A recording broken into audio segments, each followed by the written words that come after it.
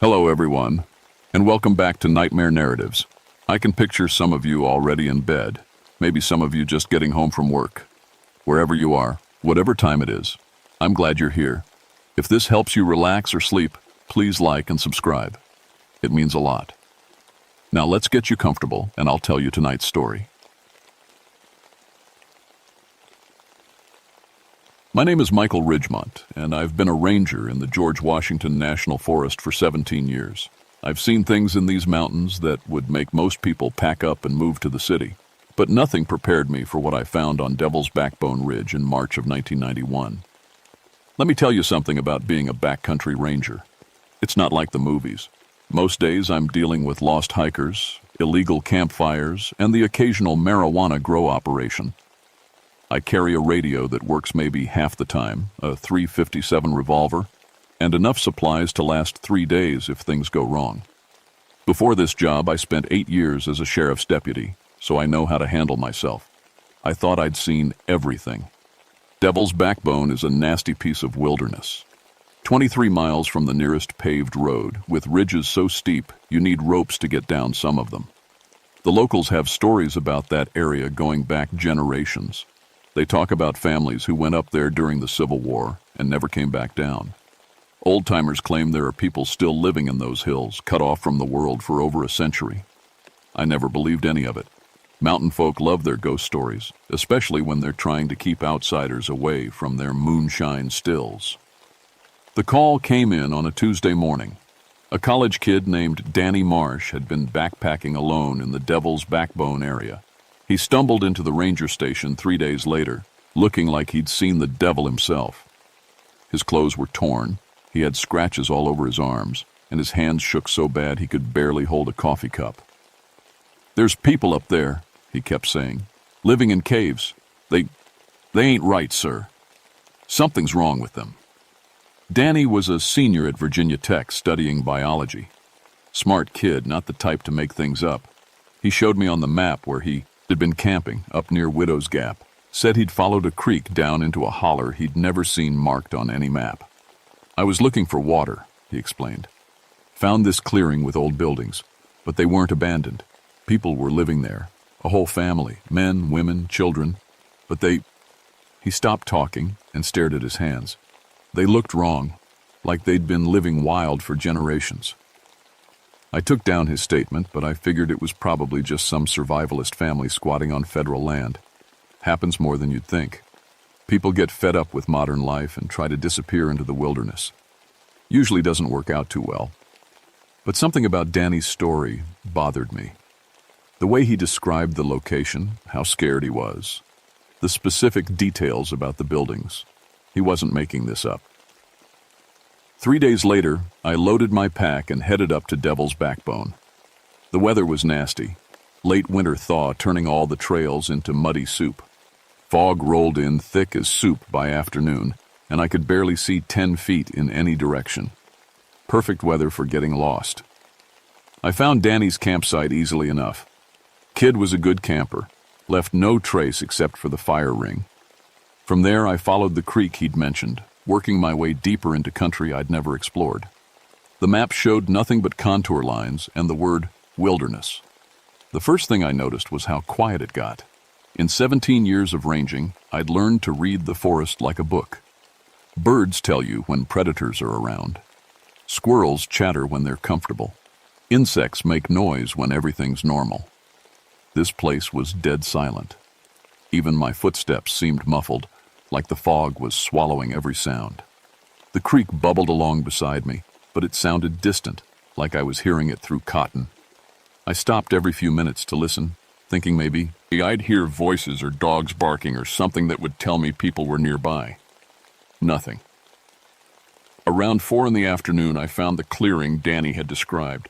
It was bigger than I'd expected, maybe 3 acres of flat ground in a bowl between 2 ridges. There were buildings all right, but they were like nothing I'd ever seen. The main structure was built from logs, but not cut logs. These were whole trees, bark still on them, fitted together with mud and moss chinking. No windows that I could see, just gaps between the logs. The roof was made from bark slabs held down with rocks. There was a chimney, but it was just stacked stones with no mortar. Around the main building were smaller structures, lean-tos, dugouts, what looked like root cellars dug into the hillside. Everything was built from materials you could find right there in the forest. No nails, no metal, no modern materials at all. But the strangest thing was how old it all looked. Not falling down old, but worn smooth by decades of use. The path between buildings was packed hard as concrete from generations of footsteps. Stones around the fire pit were blackened by thousands of cooking fires. This wasn't some survivalist camp. This was a settlement that had been here for a very long time. I spent about an hour looking around the clearing, trying to figure out if anyone was home. The buildings were clearly lived in. I could see fresh ashes in the fire pit, and there were tools scattered around. But they weren't tools I recognized. Everything was made from bone, stone, and wood. Knives with deer antler handles and blades that looked like they'd been napped from flint. Bowls carved from tree burls. What looked like needles made from bird bones. Even their cooking pots were carved from stone. It was like stepping back in time 200 years. I called out a few times, "Hello, Forest Service," but got no answer. The silence was getting to me. I've spent plenty of nights alone in the wilderness, but this felt different. It felt like I was being watched. As the sun started setting, I aid camp about a quarter-mile away from the settlement, up on a ridge where I could watch the clearing. I figured whoever lived there would come back eventually, and I wanted to see them before they saw me. Just after dark, I saw the first light down in the clearing. Not electric light, firelight, flickering orange through the cracks in that log building. Smoke started rising from the chimney. They were home. I waited until about 10 o'clock, then worked my way down closer to get a better look. The fog was thick, muffling my footsteps, and I managed to get within about 50 yards of the main building. That's when I saw them. There were at least 6 people moving around the clearing. Men, women, what looked like children. But in the firelight and fog, I couldn't make out details. They moved differently than normal people, though. Smoother, more careful, like they were listening for something with every step. One of them, I think it was a woman, was tending the fire. She was small, hunched over, moving with quick, jerky motions. When she turned toward my direction, I swear I saw light reflecting off her eyes. Not normal human eyes. These glowed like an animal's. I backed away real slow, heart pounding. In 17 years of law enforcement, I'd learned to trust my instincts, and every instinct I had was screaming at me to get the hell out of there. But I'm a professional. I had a job to do. I spent the night on the ridge, watching. They stayed up late, moving around the clearing, doing things I couldn't quite make out. Sometimes I'd hear voices, not talking exactly, but sounds. Clicks and whistles that almost sounded like language. Around 3 in the morning, they all disappeared into the buildings. The fire died down to coals, and the clearing went dark again. I must have dozed off because the next thing I knew, the sun was up and my sleeping bag was soaking wet with dew. I checked my watch, 7:30. Time to make contact. I walked down into the clearing, calling out as I went. "Forest Service? I'd like to talk to whoever's in charge here." The place looked deserted again. No smoke from the chimney, no signs of life. But I knew they were there. I could feel eyes on me from those dark gaps between the logs. I walked up to what looked like the front of the main building. There wasn't really a door, just an opening covered with what looked like animal hides. I cleared my throat and spoke loud enough for anyone inside to hear.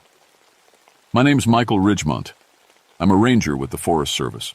I got a report about people living up here, and I need to ask you some questions." No response. "I'm not here to cause trouble. I just need to know who you are and how long you've been here. This is federal land, and there are rules about camping and permanent structures." Still nothing. I was about to try again when I heard something that made my blood run cold. It was coming from behind me, but when I turned around, I didn't see anything. It was the sound of breathing. Heavy, deliberate breathing, like someone trying very hard to stay quiet. I turned in a slow circle, hand resting on my service weapon. The clearing was empty, but I knew I wasn't alone. The feeling of being watched was so strong it made my skin crawl. That's when I saw the tracks. They were in the mud around the fire pit, clear as day. Human footprints, but wrong somehow. too wide with toes that were too long, and they were fresh, made since the morning dew. I followed them across the clearing, trying to figure out where they led. They went to the edge of the forest and disappeared into a thicket so dense I couldn't see more than a few feet into it. But I could hear something moving in there, branches breaking, leaves rustling, and that breathing sound, getting fainter as whatever it was moved away from me. I spent another hour searching the clearing, looking for anything that might tell me more about these people. What I found made me more confused than ever. There were bones everywhere. Deer bones, bird bones, what looked like bear bones. But they were arranged in patterns around the buildings. Circles, triangles, lines that seemed to point in specific directions. Some of them were carved with symbols I didn't recognize. In one of the dugouts, I found what looked like a shrine. Animal skulls mounted on wooden posts, surrounded by more bones and what looked like dried plants. In the center was something that made me take a step back. It was a human skull. Old, yellowed with age, but definitely human. And it was wearing what looked like a crown made from deer antlers. I'm not a superstitious man, but standing there in that dark dugout, looking at that skull, I felt something I'd never felt before.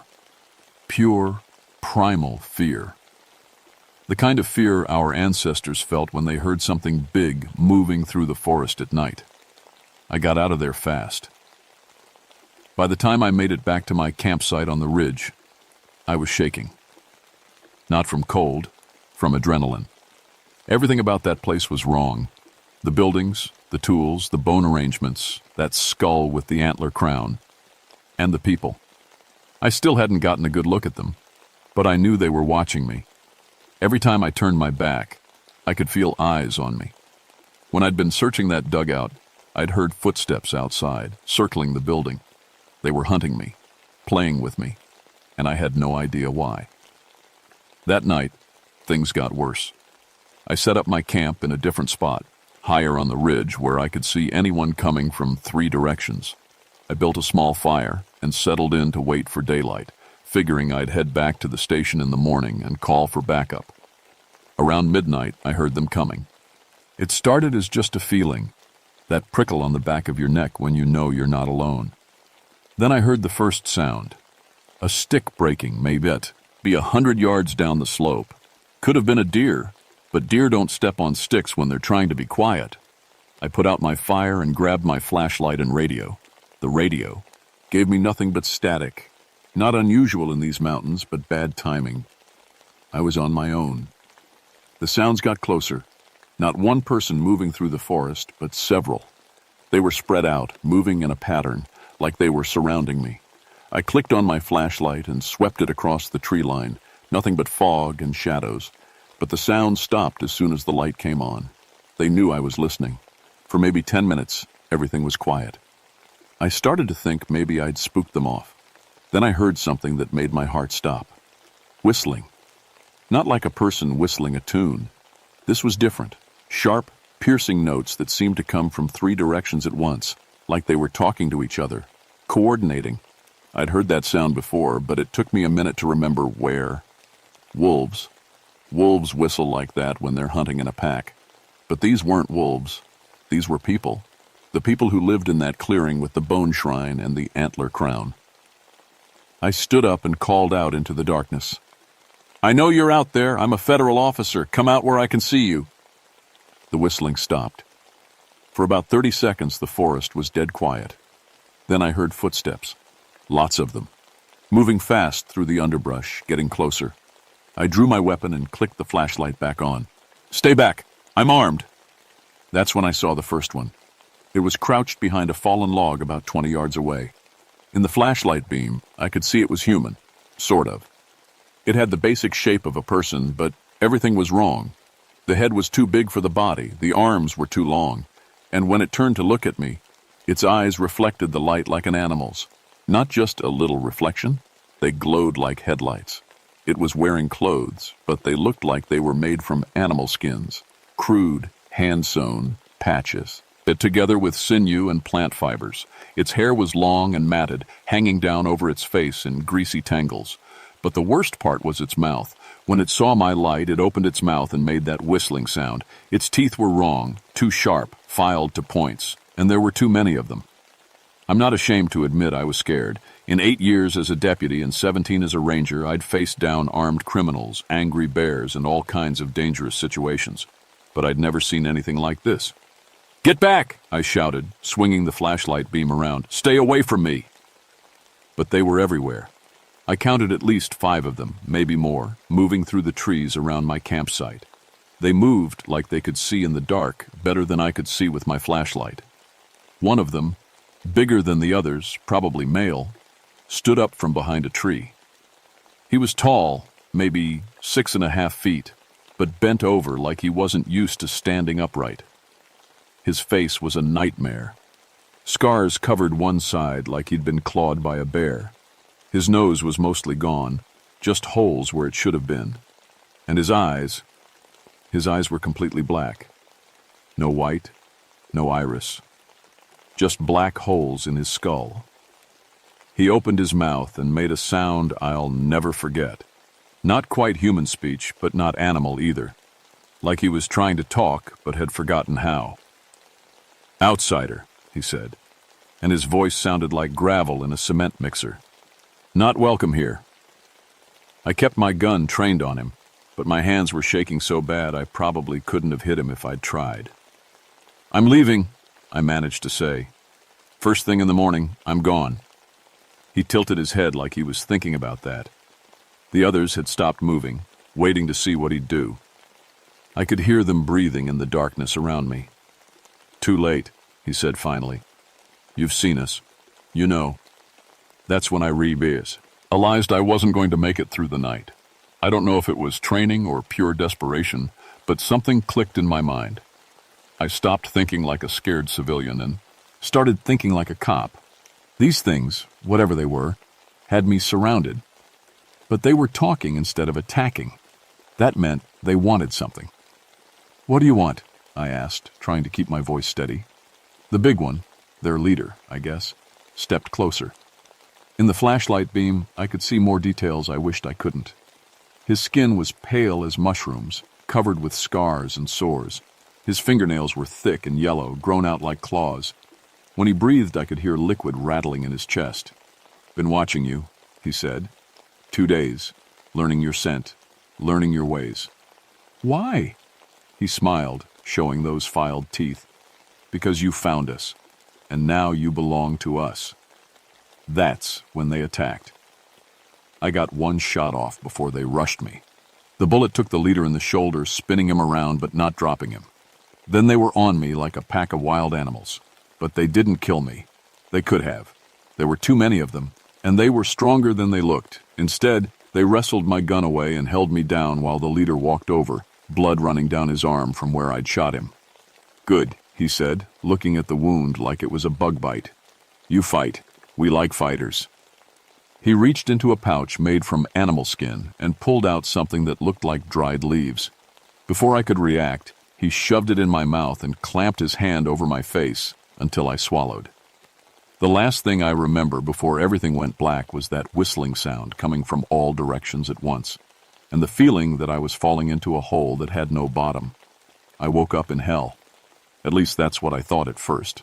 I was lying on a dirt floor in complete darkness.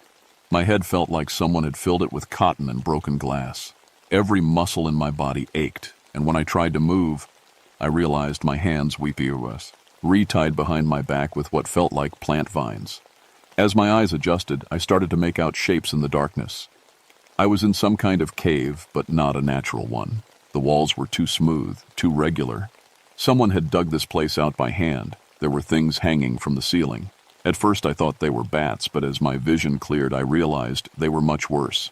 Animal hides, mostly, but some of them looked like they might have come from larger animals, much larger. I tried to sit up and immediately regretted it. Whatever they'd made me swallow had done a number on my system. My stomach felt like it was full of acid, and my vision kept swimming in and out of focus. "Awake now," said a voice from somewhere in the darkness. Female, I thought, but rougher than any woman's voice I'd ever heard. Good. We were getting worried. A figure moved out of the shadows near what looked like the cave entrance. It was one of them, the hill folk, or whatever they were. This one was smaller than the leader, definitely female, but just as wrong-looking as the rest of them. She was old, not just old, ancient. Her skin was like leather that had been left out in the sun for decades. Her hair was white and thin, hanging in wispy strands around her face, but her eyes were bright and intelligent, and when she smiled, I saw that her teeth had been filed to points just like the others. "Who are you people?" I asked, surprised at how weak my voice sounded. She cackled. Actually cackled like a witch in a fairy tale. "People? Is that what you think we are?" She shuffled closer, and I could smell her.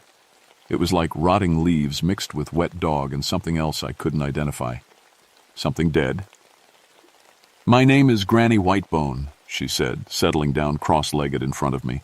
"I'm the oldest of our family. Been living in these mountains for, let me think, 93 years now." That was impossible. She looked old, but not 93 years old. Besides, if she'd been born in 1898, she would have been just a child when her family came to these mountains. "You're lying," I said. She laughed again. "Am I? Time moves different up here, outsider. We live by different rules." She reached out and touched my face with one gnarled finger. Her skin felt like tree bark. "You want to know who we are? What we are?" I nodded, even though I wasn't sure I really wanted to hear the answer.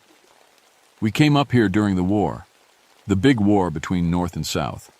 My great-grandfather, old Samuel Whitebone, he brought the whole family up to these mountains to get away from the fighting. Figured we'd wait it out, then go back down when it was over." She paused to cough, a wet, rattling sound that went on for almost a minute. "But we never went back down. Something about these mountains, something in the air, in the water. It changed us. First generation, they just lived rough, like pioneers, you know.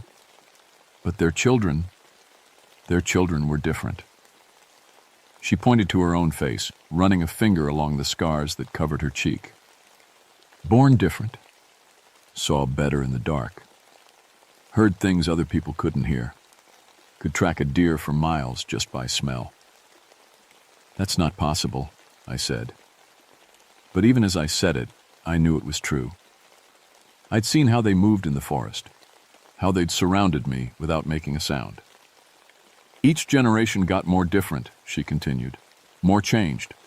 We learned to live like the animals do, hunt in packs, share everything, take care of the family above all else." She leaned closer, and her eyes seemed to glow in the darkness. "We ain't people anymore, outsider. Haven't been for a long time. We're something new, something better." "Better?" I couldn't help but laugh, even though it hurt my throat. "You live in caves. You've never seen a doctor or a dentist in your lives. Your children probably can't even read." Her expression changed, and suddenly I realized I'd made a mistake. The friendly old woman act disappeared, and what I saw underneath was something predatory and dangerous. "Reading," she said, and her voice dropped to a whisper. "What good is reading when you can track a man through the forest by the smell of his fear?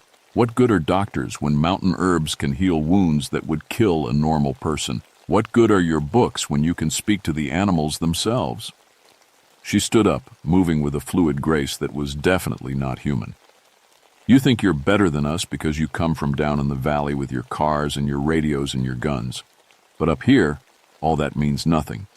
Up here, we are the top of the food chain." That's when I heard the others coming. Footsteps echoed through the cave system, along with that whistling sound I was beginning to understand was their way of talking to each other. Granny Whitebone smiled her sharp-toothed smile and moved toward the cave entrance. "Family's coming back from the hunt," she said, "and they're hungry." The leader came first, the big scarred one I'd shot the night before. His shoulder was wrapped in what looked like moss and spiderwebs, but he moved like the wound didn't bother him at all. Behind him came the others, men, women, children. All wrong, all changed.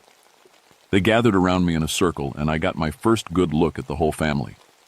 There were maybe 15 of them, ranging from kids who looked about 10 to adults who might have been anywhere from 20 to 60. It was hard to tell. They all had that same weathered, scarred appearance, but they were definitely related. I could see the family resemblance in their bone structure, their eye color, the way they moved. Generations of the same bloodline, isolated in these mountains, changing with each generation into something that wasn't quite human anymore. "This is the one?" asked one of the young airmen, pointing at me. His voice had that same gravelly quality as the leader's. "This is him," Granny Whitebone replied. "The ranger who found our home, shot cousin Jake here in the shoulder." Jake, the leader, stepped forward and crouched down in front of me. Up close, I could see that his black eyes weren't completely black. There were pupils there, just so dark they blended with the iris. And when he breathed, I could smell his breath. It was like rotting meat mixed with wild onions.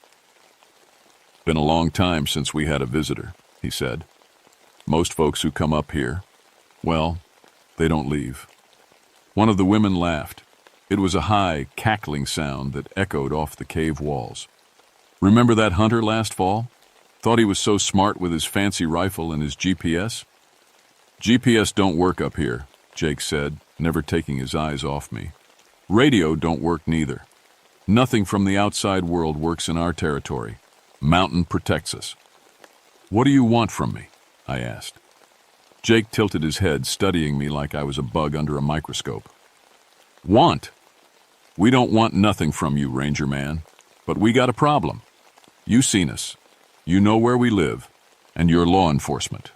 He reached into his pouch and pulled out my badge, along with my gun, radio, and wallet. "Michael Ridgemont, age 41, badge number 447. Been a ranger for 17 years. The fact that he could read surprised me. But then I remembered what Granny Whitebone had said about the children not being able to read. Maybe the older ones, the ones who remembered life before the mountains completely changed them, still had some of their original skills. "You go back down to the valley," Jake continued. "You're going to tell people about us. Maybe bring more rangers up here, maybe scientists, maybe government people who want to study us or move us off our land." "I won't tell anyone," I said. "I swear. I'll say I never found anything." Several of them laughed at that. Jake shook his head. "You will. Maybe not right away, but eventually. It's in your nature. You people down in the valley. You can't leave things alone. Always poking, always investigating, always trying to understand everything." He stood up and looked around at the others. "So, we got two choices. We can kill you, bury your body somewhere it'll never be found. Tell folks you got lost in the mountains and fell in a ravine." My heart started pounding harder. "What's the other choice?" Jake smiled, and it was the most terrifying thing I'd ever seen. "We keep you, make you part of the family, teach you our ways. In a few years, you'll be changed enough that you won't want to go back to the valley anyway." "Changed how?" Granny Whitebone shuffled forward again. In her hand was a clay pot filled with what looked like the same dried leaves they'd forced me to swallow earlier. "Mountain medicine," she said. "Herbs that grow only up here, in the deep places where the old magic still lives. You drink this every day for a month and your body starts to change. Your eyes get better in the dark. Your hearing gets sharper. You start to understand the language of the animals." "And if I refuse?" Jake pulled out a knife made from a sharpened deer bone. "Then you feed the family tonight." I looked around the circle of faces staring down at me. Some looked curious, some looked hungry, but none looked sympathetic. These weren't people anymore. Granny Whitebone had been right about that. They were predators, and I was prey. But I was still alive, which meant they hadn't made their final decision yet. If I agree to stay, what happens to my job? My life down in the valley? People will come looking for me." "That's been handled," Jake said. "Left your truck at the bottom of Devil's Backbone with the keys inside. Rangers go missing in these mountains all the time. Accidents happen." The casual way he said it told me they'd done this before, probably many times. I closed my eyes and tried to think. But the drug they'd given me was making it hard to focus. My thoughts kept sliding around like water on ice. The smart thing would be to agree, go along with whatever they wanted, and look for a chance to escape later. But something told me that once I started drinking their mountain medicine, escape wouldn't be an option anymore. "I need time to think," I said. Jake nodded. "You got until sunset. Then we need an answer." He gestured to two of the younger men, and they hauled me to my feet. My legs were shaky, but I could stand. "Put him in the thinking cave," Jake told them. "Let him consider his options." They dragged me deeper into the cave system, through narrow passages that opened into larger chambers. The walls were covered with paintings, crude but detailed. Hunting scenes, mostly. Animals being chased and killed by human figures. But the human figures in the newer paintings looked more and more like the hill folk themselves, bent over, long-armed, with those glowing eyes. The thinking cave was just a small chamber with a tiny opening that let in some light. They shoved me inside and piled rocks across the entrance, leaving just enough space for air to get through. I was alone with my thoughts, and about 6 hours until sunset, time to figure out how to stay alive. I don't know how long I sat in that cave, but it felt like forever. The drug was wearing off gradually, and my head was getting clearer, clear enough to realize just how much trouble I was in. These people, whatever they'd become, had been living in these mountains for over a century. They'd developed their own culture, their own way of survival, their own rules. And one of their rules was simple. Outsiders either joined the family or died. I thought about my options. I could agree to stay and hope for a chance to escape later. But from what I'd seen, they were too good at tracking, too familiar with this territory. Even if I got away from the cave, I'd never make it 20 miles through the wilderness without them catching me. I could refuse and try to fight. But I was upset. Knee-man with no weapons against 15 people who'd been hunting in these mountains their whole lives. Or I could try something else. Something that might just be crazy enough to work. When they came to get me at sunset, I was ready. Jake was waiting in the main cave with the whole family gathered around him. The children hung back in the shadows, but I could see their glowing eyes watching me. "Made your decision?" Jake asked. "I have," I said. "But first I want to understand something. You said the mountain protects you. What did you mean by that?" Jake exchanged glances with Granny Whitebone. She nodded, like she was giving him permission to answer. "Mountain's alive," Jake said. "Not like an animal, but aware. It chose us, guided us, changed us into what we needed to be to survive up here. And what does the mountain want in return?" "Respect," Granny Whitebone said. "We take only what we need. We protect the deep places. We keep outsiders from disturbing the old ways." That was what I'd been hoping to hear. "Then you understand that I can't stay," I said. "And you can't kill me." The family stirred uneasily. Jake's hand moved to his bone knife. "Explain," he growled. "I'm a protector too," I said. "For 17 years, I've been keeping people out of places they shouldn't go, stopping them from disturbing things that should be left alone. The mountain didn't bring me here to join you or to die. It brought me here to make a bargain." Jake laughed, but it sounded forced. "What kind of bargain?" "You let me go back to my job, but from now on, I make sure no one else finds you. Devil's Backbone gets declared off limits. Dangerous geological conditions, unstable rock formations, whatever it takes to keep people away." "And why should we trust you?" one of the women asked. I looked around the circle of faces. "Because the mountain chose me too. You said it yourselves. Radios don't work up here. GPS doesn't work. But I found you anyway. I walked straight to your home like I'd been there before. That wasn't luck." Granny Whitebone was studying me with those bright, intelligent eyes. "You felt it too, didn't you? The pull, like something was guiding your steps." I had felt it, though I'd written it off as good woodcraft and luck. But looking back, there had been moments when I'd known which way to go without really knowing why. "The mountain brought us together for a reason," I said. "Not so you could add me to your family, and not so you could kill me. So we could help each other. You protect the deep places, and I protect you from the outside world." Jake was quiet for a long time, The whole family waited, watching him think. Finally, he nodded. "One chance," he said. "You keep your word. We keep ours. But if outsiders come here again, if anyone disturbs our territory—" "They won't," I said. "I promise."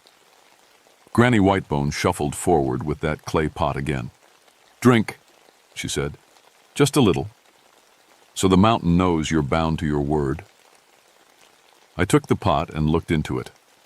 The liquid inside was dark and thick, with things floating in it I didn't want to identify. "What will it do to me?" "Mark you," she said. "So we can find you if we need to. So you can find us. But not change you. Not unless you drink much more." I lifted the pot to my lips and swallowed a single mouthful. It tasted like dirt and rotting leaves and something else I couldn't identify. Almost immediately, I felt a burning sensation in my chest, like swallowing hot coals. "Now you're part of the mountain."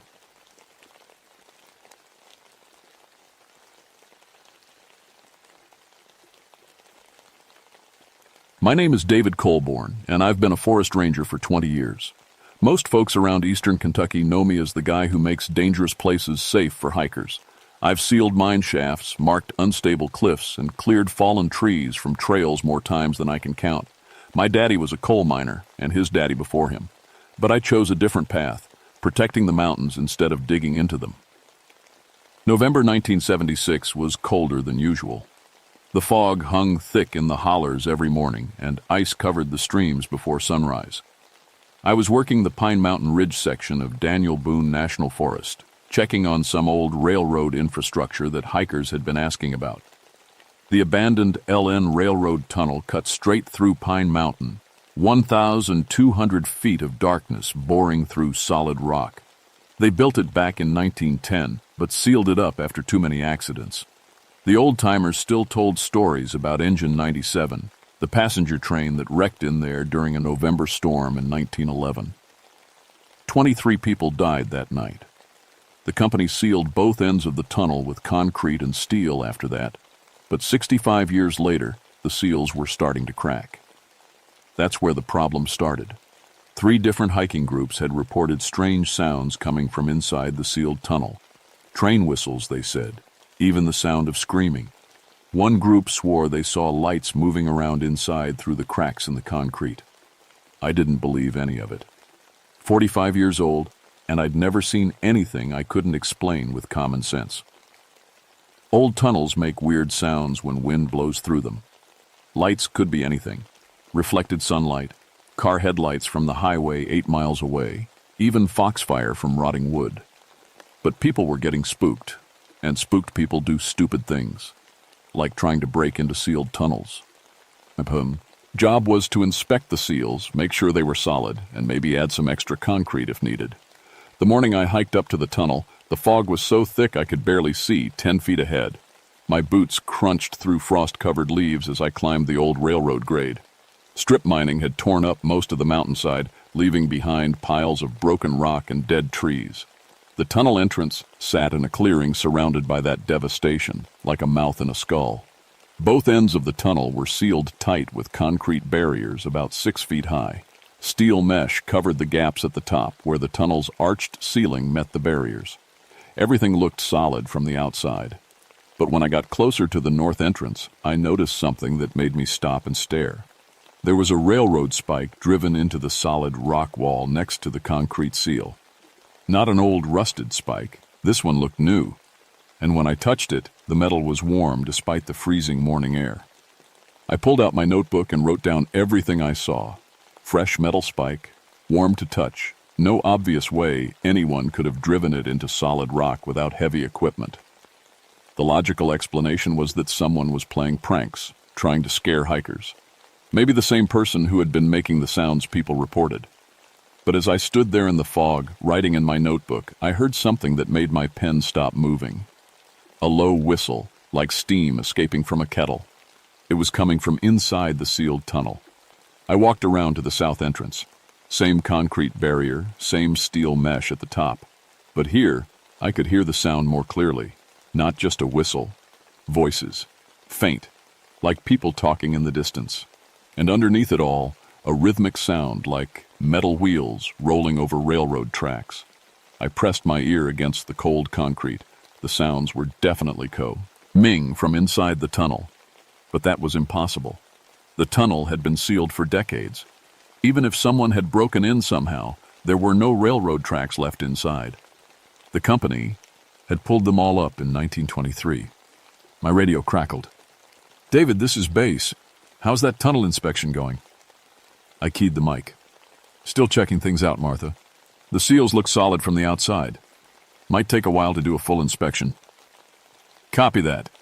Weather Service says fog's going to get thicker this afternoon. Be careful up there." I clicked off and looked at the tunnel entrance again.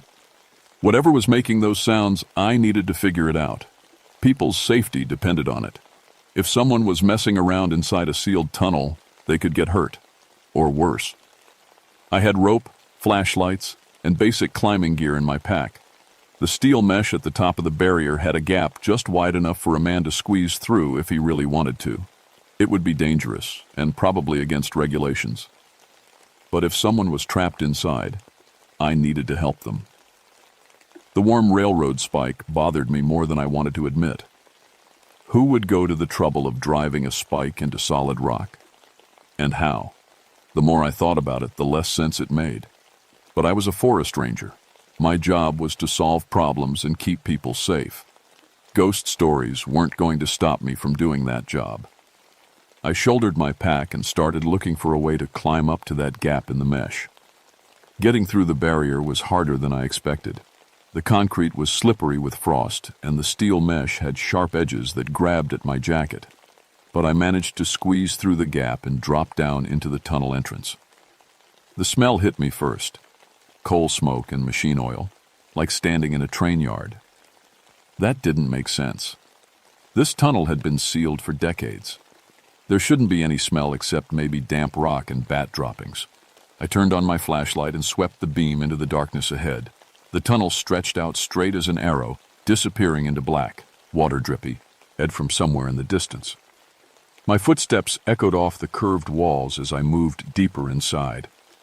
20 feet in, I found the first thing that made my skin crawl. A piece of luggage sitting against the tunnel wall. Old-fashioned leather suitcase with brass corners, the kind people used in the 1910s. The leather was cracked and stained, but not rotted like it should have been after 65 years in a damp tunnel. I knelt down and opened it up. Inside were clothes, a man's wool coat, white shirts with detachable collars, suspenders. At the bottom was a train ticket, Chicago Eastern Illinois Railroad, dated November 15, 1911.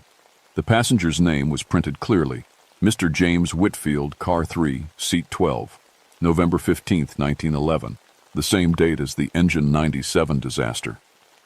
My hands were shaking as I closed the suitcase. This had to be some kind of historical recreation.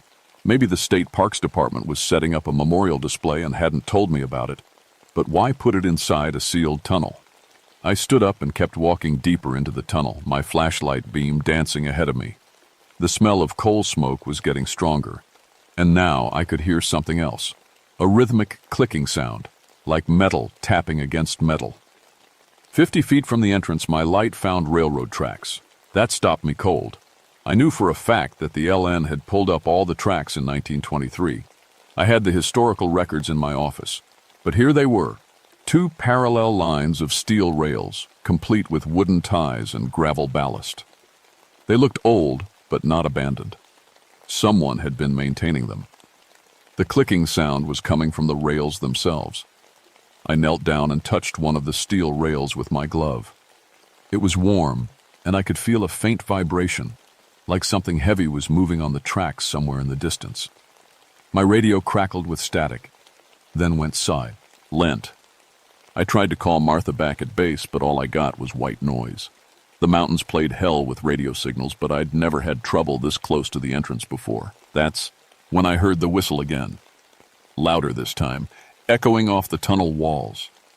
It sounded like a steam locomotive, the kind of long, mournful blast they used to signal their approach to a station. But it was coming from deep inside the tunnel, from the direction where I knew the 1911 wreck had happened. I should have left right then. Every instinct I had was screaming at me to get out of that tunnel and never come back. But I kept thinking about those hikers who might be in danger. If someone was playing games with fake trains and historical displays, they could get hurt.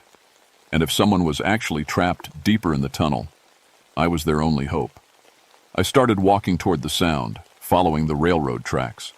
My flashlight beam reached about 30 feet ahead, creating a small circle of light in an ocean of darkness.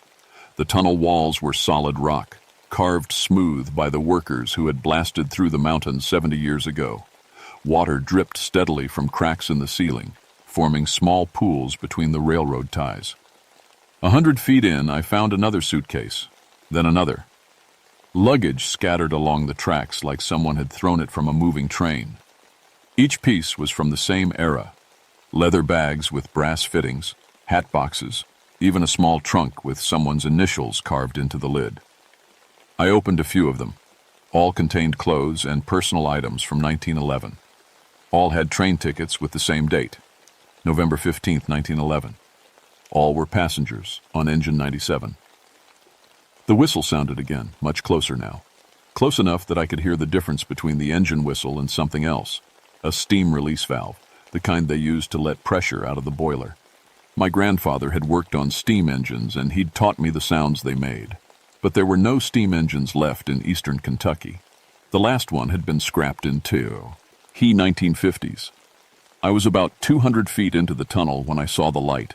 It started as just a faint glow in the distance, like someone was carrying a lantern far ahead of me. But as I watched, it got brighter and brighter, and I realized it wasn't a lantern at all. It was a train headlight, a real locomotive headlight, cutting through the darkness of the tunnel like a sword. I could hear the engine now, the chuff, chuff, chuff of a steam engine under power, the squeal of metal wheels on railroad tracks, the hiss of steam and the clang of the bell. Engine 97 was coming straight at me. I pressed myself against the tunnel wall, my heart hammering in my chest. This was impossible. There was no train.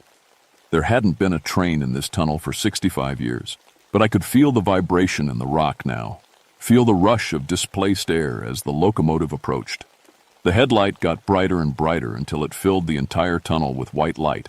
I could see the engine clearly now, a massive black steam locomotive with a cowcatcher on the front and a tall smokestack belching white steam.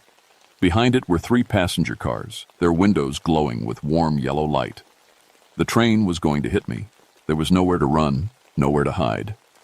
I closed my eyes and waited for the impact. The locomotive passed right through me. I felt a moment of impossible cold, like diving into a frozen lake. Then the train was past, and I could see the passenger cars rolling by.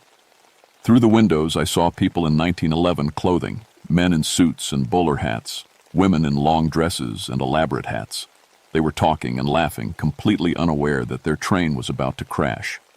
The last car disappeared into the darkness toward the tunnel entrance. I stood there shaking, trying to understand what I had just seen, trying to convince myself it hadn't happened. But the L of coal smoke lingered in the air. And on the railroad tracks, I could see fresh wheel marks in the rust. I turned and ran toward the tunnel entrance, stumbling over railroad ties, my bitchy flashlight beam bouncing wildly. Behind me, I heard the screech of brakes and the grinding crash of metal on stone, then screaming, lots of screaming. Engine 97 had just wrecked again, and somehow I knew it was going to keep happening until someone figured out how to stop it. I made it back to the ranger station before dark, but I couldn't stop shaking. Martha took one look at me and put on a pot of coffee. "You look like you've seen a ghost, David." If she only knew. I sat in my office for 2 hours staring at a blank incident report. How do you write up seeing a phantom train? How do you explain railroad tracks that shouldn't exist and luggage from dead passengers? The state would think I'd lost my mind. Instead, I called Frank Whistle down at the Kentucky Railroad Museum. Frank knew more about local railroad history than anyone alive. If there was a logical explanation for what I'd seen, he would know it. "Frank, it's David Colborne up at Daniel Boone. I need to ask you about Engine 97. "The Pine Mountain wreck? That's a sad story, David. What do you need to know?" Tell me exactly what happened that night." Frank's voice got serious. "November 15th, 1911. Worst storm in 50 years. Engine 97 was running 4 hours late from Louisville, trying to make up time. Engineer was a young fellow named Tom Bradley. Good man, but maybe too eager to please.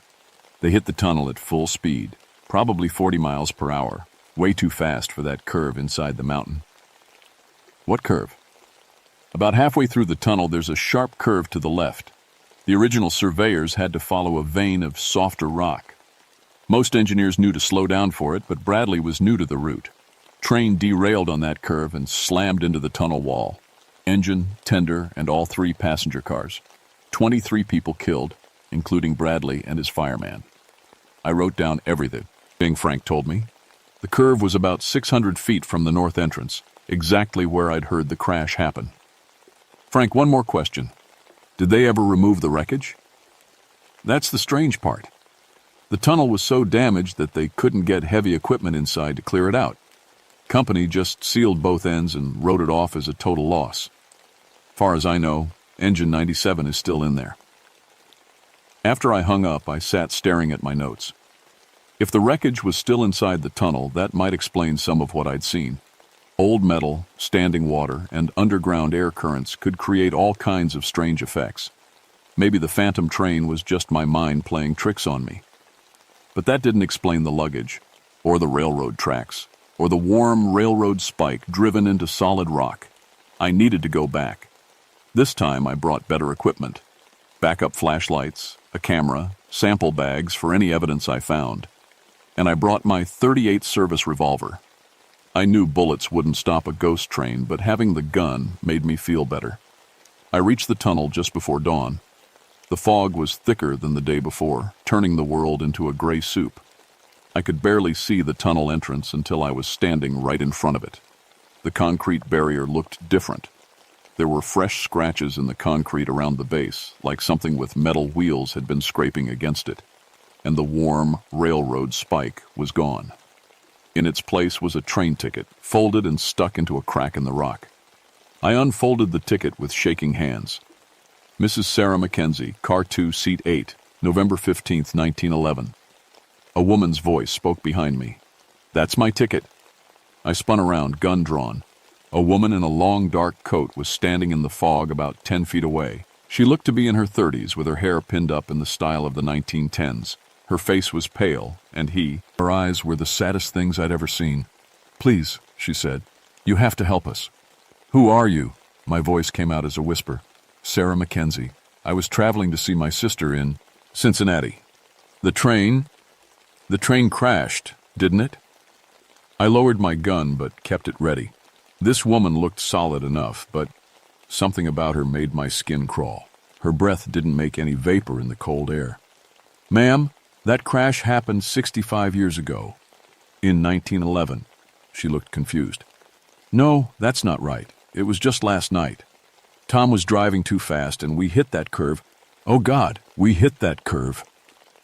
She started crying, tears streaming down her pale cheeks. "Listen to me," I said. "You need to come with me. We'll get you to a hospital, get you checked out." But when I reached out to take her arm, my hand passed right through her. She was as solid as smoke. "You're dead," I said. It came out flat and matter of fact, like I was commenting on the weather. She nodded. "I know, but we can't leave. Something's wrong. The train keeps trying to run, but it can't get past the crash. We're stuck here, going around and around trying to get to Cincinnati." "We?" That's when I heard them. Voices in the fog, getting closer. Men, women, and children, all talking at once. They appeared out of the gray mist like something from a nightmare. 23 people in 1911 clothing, all looking lost and scared. A young man in a conductor's uniform stepped forward. "Are you here to help us, sir? We've been waiting so long for someone to help us." I wanted to run. Every rational part of my brain was screaming at me to get out of there. But these people, these ghosts, looked so hopeful. They'd been trapped in this tunnel for 65 years, reliving their deaths over and over again. What do you need me to do? I heard myself ask. The conductor smiled. The train has to complete its run. If we can just get to Cincinnati, we can rest. But something's blocking the tracks. The wreckage, I said. Your train is still in there. Then you have to move it. You have to clear the way so we can finish our journey. Behind them, I heard the familiar sound of a steam whistle. Engine 97 was coming again, ready for another run through the tunnel, ready for another crash. The ghosts started walking toward the tunnel entrance, passing through the concrete barrier like it wasn't there. Sarah Mackenzie was the last one to go. She turned back to look at me. "Please hurry," she said. "Every time we crash, it hurts just as much as the first time." Then she was gone, and I was alone with the fog and the sound of an approaching train. I climbed through the gap in the barrier and dropped into the tunnel. This time, I knew what to expect. The luggage scattered along the tracks, the smell of coal smoke, the impossible railroad that shouldn't exist. But I also knew something else now. Those 23 people had been trapped here for 65 years, dying over and over again every time someone heard the train. They needed someone to help them find peace. The question was, how do you clear a train wreck that exists only in the spirit world? Engine 97's headlight appeared in the distance, growing brighter as it approached the curve where it would derail. I pressed myself against the tunnel wall and waited for the phantom train to pass through me again. This time, I was going to follow it to the crash site. The phantom train roared past me again, all steam and steel and impossible noise. But this time, instead of running away from the crash, I ran after it. My flashlight beam bounced wildly as I stumbled over railroad ties, following the sound of the locomotive deeper into the tunnel. I reached the curve just as Engine 97 hit it. The derailment was exactly like Frank had described. The locomotive's wheels couldn't hold the track at that speed, and the entire train slid sideways into the tunnel wall with a grinding crash that shook the mountain. Steam filled, too. The tunnel as the boiler ruptured. In the passenger cars, people screamed and cried for help. But here's the thing that made my blood freeze. I could see the real wreckage, too. Engine 97 was still there, exactly where it had crashed 65 years ago. The locomotive was a twisted mass of black metal, its cowcatcher buried in the tunnel wall. The tender had jackknifed sideways, spilling coal across the tracks. All 3 passenger cars were derailed and crumpled like tin cans. But overlaying the rusted wreckage was the ghost train, still trying to complete its run. The phantom locomotive was fighting to get free, its drive wheels spinning uselessly as it pushed against the real wreckage blocking the tunnel. The ghosts of the passengers were climbing out of the spectral cars, looking around in confusion. They could see me clearly now, the living man who had followed them into death. "You came," Sarah Mackenzie said, relief clear in her voice. "You actually came." Tom Bradley, the young engineer, approached me. Half his head was crushed from the crash, but he spoke clearly. "Sir, I need to get this train to Cincinnati. My passengers are counting on me, but something's wrong with the track ahead." I looked at the twisted metal of the real wreckage, then at the phantom train that was trying to push through it. "Tom, you crashed. All of you died in 1911. This is your engine, and these are your passenger cars." He looked confused. "That can't be right. I'm a good engineer. I would never crash my train." "You were going too fast for the curve. It was an accident." The other ghosts were gathering around us now, all 23 victims of the wreck. In the spectral light from the phantom train, I could see their injuries, the cuts, the broken bones, the crushed skulls, but they didn't seem to understand what had happened to them. "We need to get to Cincinnati," a woman in a feathered hat insisted. "I have to meet my husband at Union Station." "My sister's wedding is tomorrow," Sarah added. "I can't be late." They had been trapped in the moment of their deaths for 65 years, unable to accept what had happened. The phantom train kept trying to complete its run because they couldn't let go of their final destination. That's when I understood what I had to do. "You're right," I told them. "You do need to complete your journey, but not to Cincinnati." I pulled out my flashlight and aimed the beam at the real wreckage. "This is Engine 97. This is your train. You crashed here on November 15th, 1911, trying to get to Cincinnati. But your real destination isn't a city. It's rest." Tom Bradley stared at the twisted locomotive. For the first time, recognition dawned in his eyes. Oh God, I killed them all. No, I said firmly. You tried your best. The storm made you late, and you were trying to make up time. It was an accident. The Phantom train's whistle blew one last time, not the urgent blast of an approaching locomotive, but a long, sad farewell. The spectral engine began to fade, its headlight growing dimmer. What's happening? Sarah asked, fear in her voice. You're letting go, I said. You're finally able to leave. But even as the words left my mouth, I realized something was wrong. The tunnel was getting colder, much colder. Ice was forming on the walls, and my breath came out in white puffs. The Phantom train wasn't fading, it was getting stronger. The headlight blazed brighter than ever, and I could feel the heat from its firebox on my face. No, Tom Bradley said, his voice changing, becoming deeper and more hollow. We've been here too long. We can't leave now, but you can stay with us. The other ghosts were changing too. Their faces were becoming twisted with rage and madness. 65 years of being trapped had driven them insane. You can help us, Sarah said, but her voice was no longer sad. It was hungry. If we have someone alive with us, maybe we can finally get out of this tunnel. The Phantom locomotive star, Ted moving toward me, its cowcatcher aimed at my chest. Behind it, the ghost passengers were climbing back aboard, all of them staring at me with hollow, desperate eyes. They didn't want to find peace. They wanted to drag me back to 1911 with them. I raised my gun, knowing it was useless against the dead. The train was 10 feet away and closing fast, 5 feet, 3 feet. Wait, I shouted. You're not murderers. You're just people who wanted to get home. The locomotive stopped just inches from my chest. Tom Bradley leaned out of the cab, his ruined face inches from mine. What did you say? You're not killers, I repeated. You're good people who died in a terrible accident.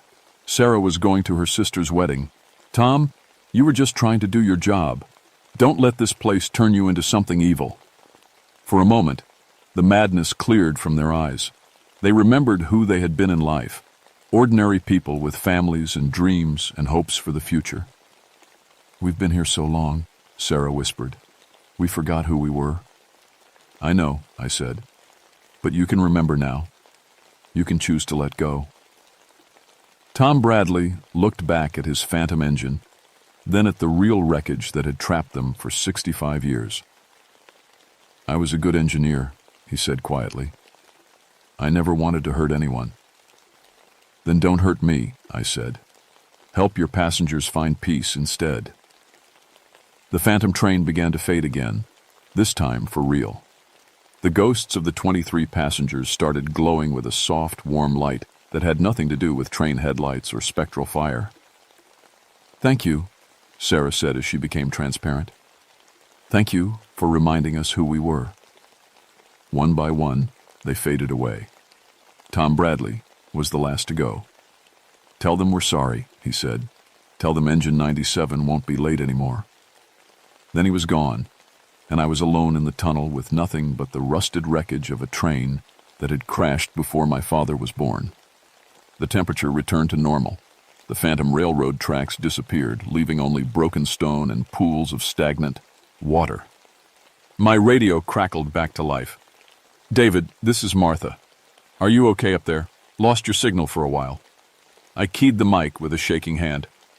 I'm fine, Martha. Inspection's complete. We need to seal this tunnel permanently. Copy that. Anything interesting to report? I looked at the twisted metal of Engine 97, finally at rest after 65 years of Phantom runs.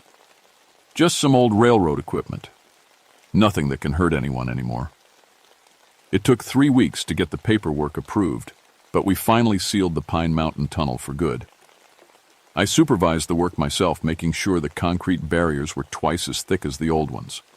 No more gaps in the mesh. No way for curious hikers to get inside. But before we closed it up forever, I did something that wasn't in any manual or regulation. I had a bronze plaque made and mounted it on the concrete barrier. In memory of the 23 passengers and crew of Engine 97 who died in this tunnel on November 15, 1911. They were good people trying to get home. Frank Whistle came up for the dedication ceremony. He brought flowers, 23 roses, one for each victim. We left them at the base of the plaque.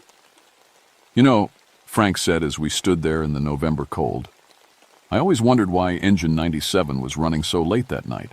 Turns out the engineer, Tom Bradley, had stopped the train outside Louisville to help a family whose car had broken down in the storm. Made them an hour later, but he probably saved those folks' lives." I nodded. Tom Bradley had been a good man trying to do his job. All of them had been good people who deserved to be remembered for who they were in life, not trapped forever by how they died. The hikers stopped reporting strange sounds after we sealed the tunnel. No more train whistles, no more lights in the darkness. The phantom passengers had finally completed their journey. But my job as a forest ranger had changed. I started researching other transportation disasters in eastern Kentucky, mine cave-ins where the dead were never recovered, bridge collapses where the wreckage was left in place, airplane crashes in remote mountains where the victims were buried where they fell. I wasn't the only ranger dealing with these situations. Martha started getting calls from other stations about similar incidents. Phantom mine cars in abandoned coal shafts, ghost buses on mountain roads where fatal accidents had occurred, the spirits of the dead, trapped by sudden, violent deaths and unable to find peace. We started a new protocol, unofficial, never written down in any manual. When rangers encountered supernatural activity at disaster sites, we didn't try to debunk it or explain it away. We listened to the dead, helped them remember who they had been in life, and gave them permission to let go. Most importantly, we made sure they were remembered. Plaques, monuments, memorial gardens, anything to ensure that good people who died in bad places weren't forgotten by the living.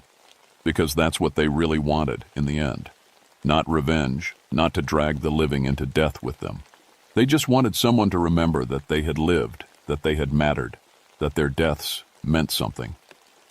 3 months after we sealed the Pine Mountain Tunnel, I got a letter addressed to the Daniel Boone National Forest. No return address, postmarked from Cincinnati, Ohio. Inside was a single photograph, 23 people standing in front of Union Station, all of them smiling and waving at the camera. Men in suits and bowler hats, women in long dresses and elaborate hats. At the bottom, someone had written in faded ink, "Thank you for helping us get home." I recognized them all. The passengers and crew of Engine 97, finally at their destination. I keep that photograph in my desk drawer, along with the railroad spike that appeared warm to my touch that first morning at the tunnel. Sometimes late at night when I'm finishing paperwork, I take them out and look at them. They remind me that death isn't always the end of the story. Sometimes the dead need help from the living to write the final chapter. And sometimes, if you're brave enough to listen, they'll tell you how that chapter should end. The mountains of eastern Kentucky are full of places where good people died suddenly and violently. Mine shafts, railroad tunnels, collapsed bridges, crashed airplanes. Most of them are just empty places now, marked by historical signs and memorial plaques. But some of them still echo with the voices of the dead, calling out for someone to remember their names, their faces, their stories, for someone to help them find the peace that sudden death stole from them. That's my job now. Not just keeping the mountains safe for the living, but helping the dead find their way home. Because everyone deserves to complete their journey, even if it takes 65 years and the help of a stranger to do it. And if you're ever hiking through the Daniel Boone National Forest and you come across a memorial plaque in an unexpected place, stop and read it. Remember the names. Remember that they were real people with real lives and real dreams. Remember that they mattered. The dead are counting on you to remember.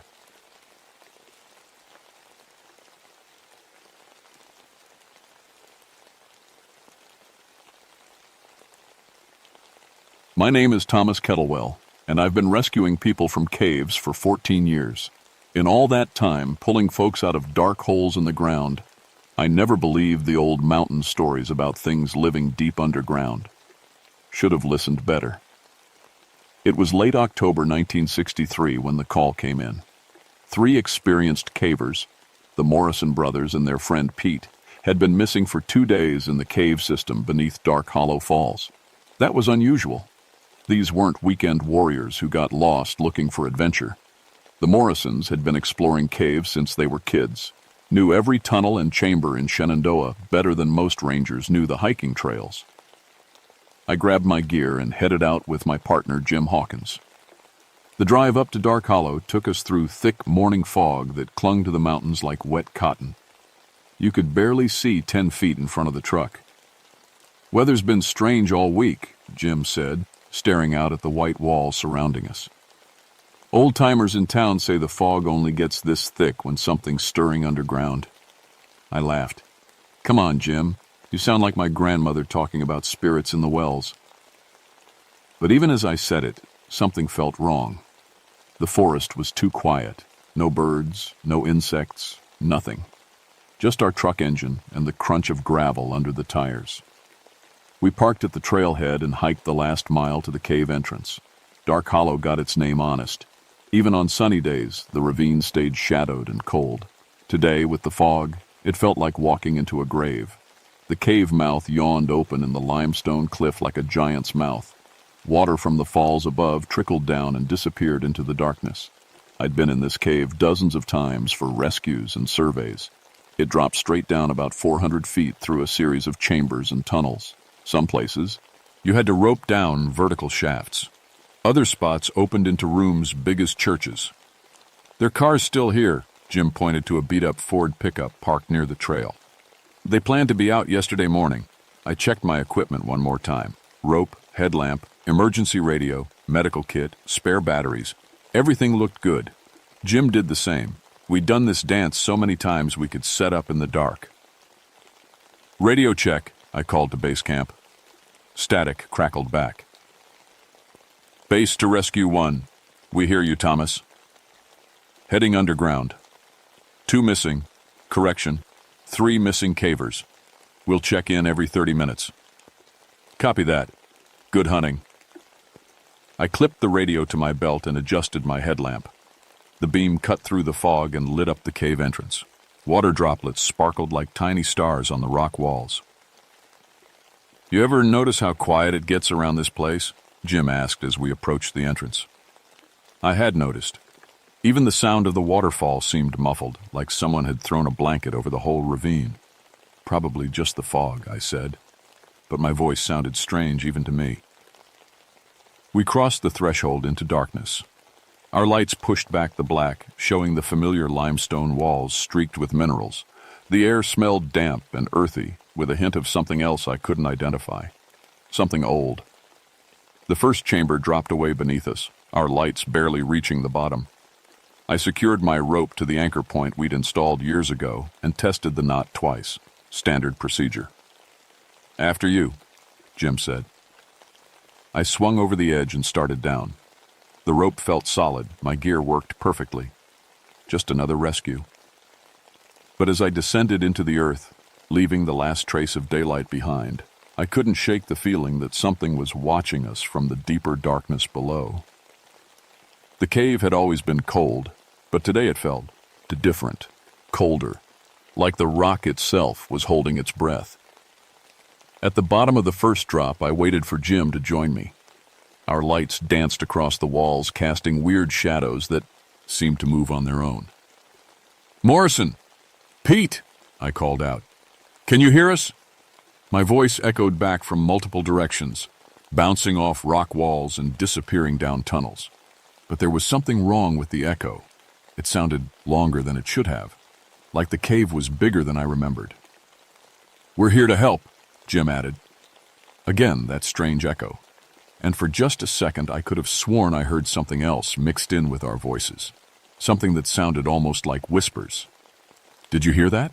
I asked. "Hear what?" Maybe I was imagining things. Caves played tricks on your hearing all the time. I'd been doing this long enough to know better than to jump at shadows. We moved deeper, following the main passage toward the second chamber.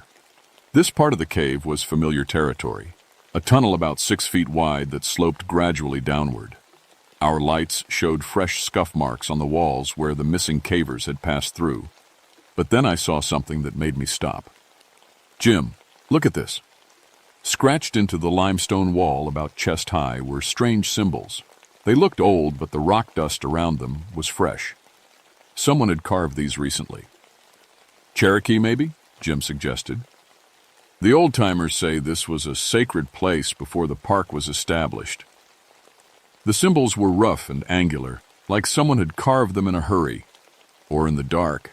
They seemed to spiral around each other, forming patterns that hurt to look at too long. The Morrison brothers wouldn't have done this, I said. They respect caves too much to carve up the walls. Then who did? I didn't have an answer. But as we stood there studying the symbols, I heard it again, that whisper sound hiding in our echoes. This time, it was clearer. It sounded like voices calling for help. Did you hear that? I grabbed Jim's arm. We stood perfectly still, listening. Gee. The cave was silent except for the distant drip of water somewhere in the darkness ahead. Morrison, I called again. If you can hear us, make noise. Bang on something. The echo came back normal this time, but then, from somewhere deeper in the cave system, we heard it clearly. Help us! We're trapped! Jim and I looked at each other. The voice was definitely one of the Morrison brothers, but it seemed to come from 3 different directions at once. That's impossible, Jim muttered. Sound doesn't work that way down here. I'd been in enough caves to know he was right. The acoustics in limestone caves followed rules. Sound bounced off walls in predictable patterns. But this voice seemed to come from the solid rock itself. We need to move faster, I said. We pushed deeper into the cave, following the main passage toward the second chamber. The symbols on the walls continued, carved into the rock every 20 or 30 feet. Some were simple scratches. Others looked almost like letters in a language I didn't recognize. Our headlamps started acting strange.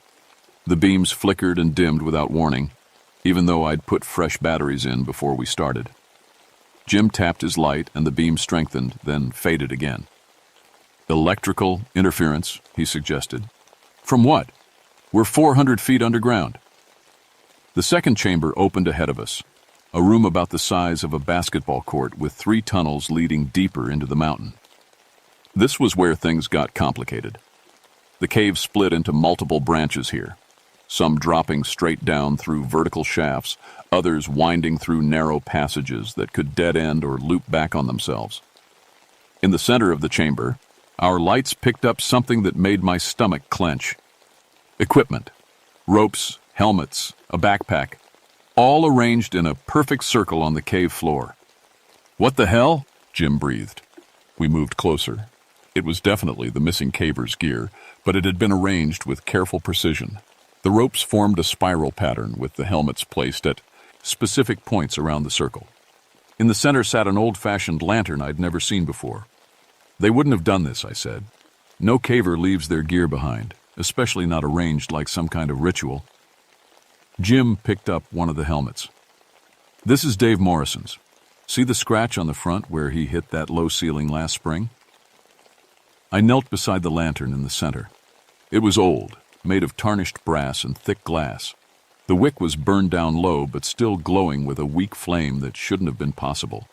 There was no airflow down here to keep it burning. Thomas, Jim's voice was tight. Look at the walls. I raised my light. The symbols we'd been seeing were carved all around this chamber, covering every surface. But these were different, deeper, older looking, and they seemed to spiral inward toward the center of the room where we stood. Help us! The voice came again, louder this time. But now I could tell it was coming from the tunnel to our right, the one that led to the deepest part of the cave system. We're coming, I called back. But as soon as I spoke, the voice answered from the left tunnel. Hurry, the water's rising. Then from the tunnel behind us. We can't get out. 3 voices, 3 directions. All of them sounding exactly like Dave Morrison. That's not possible, Jim said. He was backing toward the entrance tunnel, his light sweeping nervously across the walls. I tried the radio. Base, this is Rescue 1. Do you copy? Static. Then a voice that might have been our dispatcher, but sounded strange. We copy, Rescue 1. Any sign of the missing cavers? We found their equipment, but something's wrong down here. The cave acoustics are... The radio went dead. No static, no background noise, just silence. Thomas. Jim's voice was barely a whisper. The lantern's getting brighter. He was right. The fudge. Flame in the old lantern was growing, casting dancing shadows on the carved walls. The symbols seemed to move in the flickering light. We need to get out of here, Jim said. But before I could answer, we heard footsteps coming from the right tunnel. Slow, deliberate steps echoing off the stone walls. Thank God, I said. Dave, is that you? The footsteps stopped. Dave Morrison, can you hear me? A voice answered from the tunnel. Dave's voice, but wrong somehow. The words came too slowly, like someone learning to speak for the first time. Thomas, Kettlewell, we have been waiting for you. The hair on my neck stood up. I'd known Dave Morrison for 5 years. He was a fast talker, always cracking jokes. This slow, careful speech wasn't him. Dave, are you hurt? Where are your brothers? They are with me, down in the deep places. Jim grabbed my shoulder. We need to leave, now. But I was a rescue ranger. I'd never left anyone in a cave, no matter how strange things got. Dave, I'm coming to get you. Stay where you are and keep talking so I can find you. I started toward the right tunnel, but Jim held me back. Look at your rope, he hissed. I looked down. The climbing rope clipped to my belt was moving. Not swaying in some air current. There was no air current. It was writhing like a snake, the coils shifting and changing shape on their own. The cave's doing this, I whispered. The cave itself is... Before I could finish the thought, all 3 tunnels echoed with Dave Morrison's voice at the same time. Come deeper, Thomas. Come see what we've found. The lantern flame leaped higher, and in its light I saw something that made my blood turn to ice water. The symbols carved into the walls weren't random. They formed words. Old words in a language that might have been Cherokee, but older. And as the light grew brighter, I could read them. They were names. Hundreds of names carved into the stone. And at the bottom, in fresh scratches that gleamed white against the dark limestone, were 3 new ones. David Morrison, Frank Morrison, Peter Kowalski. Run! The word came out of my mouth before I'd even decided to speak. Jim didn't need to be told twice. We grabbed our gear and headed for the entrance tunnel as fast as we could move. Behind us, that voice that might have been Dave Morrison called out, "Don't leave us, Thomas. The deep ones are so lonely." We climbed the rope out of the second chamber like our lives depended on it. Maybe they did. At the top, I looked back and saw something that made my hands shake on the rope. The lantern wasn't just getting brighter. It was floating, rising slowly toward the ceiling of the chamber below us, casting wild shadows that looked almost like reaching hands. "Keep moving," Jim shouted. We made it to the first chamber and started up the main rope toward the cave entrance. But as we climbed, I heard something that stopped me cold. Singing. Old voices, many of them, singing in that same ancient language from the wall carvings. The melody was sad and strange, like a lullaby sung at a funeral. And mixed in with the old voices, I could hear newer ones. Dave Morrison, his brother Frank, Pete Kowalski, all singing together. "Jim, do you hear?" I turned around and Jim wasn't behind me anymore. "Jim," I called, "I'm here." His voice came from below, back in the second chamber. "I found them, Thomas. They're all down here together." My blood went cold. Jim had been right behind me when we started climbing. There was no way he could have gotten back down there without me seeing him. "Jim, get back up here right now." "Come down and see, Thomas. It's beautiful. They're all together in the deep water, singing the old songs." That wasn't Jim talking. The voice sounded like him, but the words were wrong. Jim Hawkins was a practical man who never talked about anything being beautiful unless it was his wife's cooking. I was alone on a rope in the middle of a cave that had. It apparently decided to collect my friends. The smart thing would have been to climb out, call for backup, seal the cave entrance. But I'd never left anyone behind, not in 14 years of rescue work. I descended back into the darkness. The second chamber was empty when I reached it. No equipment circle, no lantern, no sign that anything strange had happened. Just bare stone and 3 tunnel mouths leading deeper into the mountain. But the singing continued. Fainter now, coming from the deepest tunnel, the one that led to the underground river system where we'd always warned cavers not to go alone. I followed the sound. The tunnel sloped steeply downward, requiring careful footwork to avoid falling. My headlamp beam showed familiar limestone walls, but the strange symbols were everywhere now, carved deep into the rock, spiraling around the tunnel in patterns that made my eyes water if I looked too long. The air got colder as I descended. Soon I could hear running water ahead, the underground river that flowed through the deepest part of the cave system. We'd mapped maybe half of it before deciding it was too dangerous for regular cave tours. The tunnel opened into a vast underground chamber I'd never seen before. My light couldn't find the far walls or ceiling. It just disappeared into darkness that seemed to go on forever. The river ran through the middle of the space, black water moving fast towards some unknown destination. And standing in the shallow water near the shore were 4 figures: Jim Hawkins, Dave Morrison, Frank Morrison, Pete Kowalski, all of them staring at me with eyes that reflected my headlamp beam like an animal's. "You came," Dave said. His voice echoed strangely in the huge chamber. "We hoped you would." "We've been waiting so long," added Jim.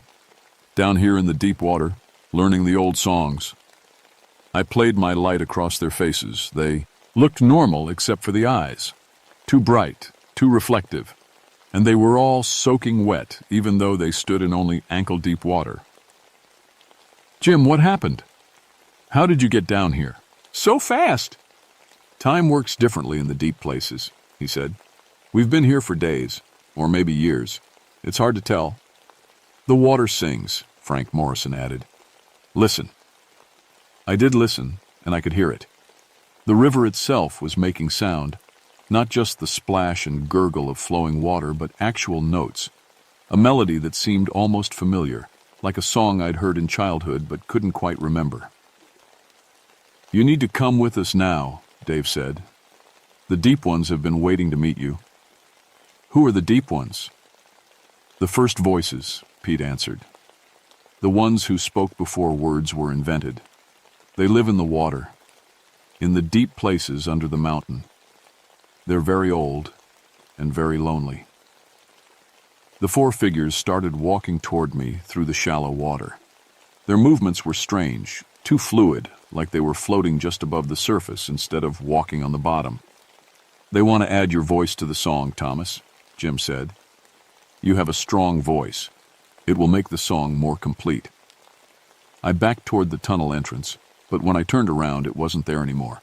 Just solid rock wall covered in carved symbols. "Where's the tunnel?" "The cave decides who leaves and who stays," Dave explained. "It's been deciding for a very long time. Look at the walls."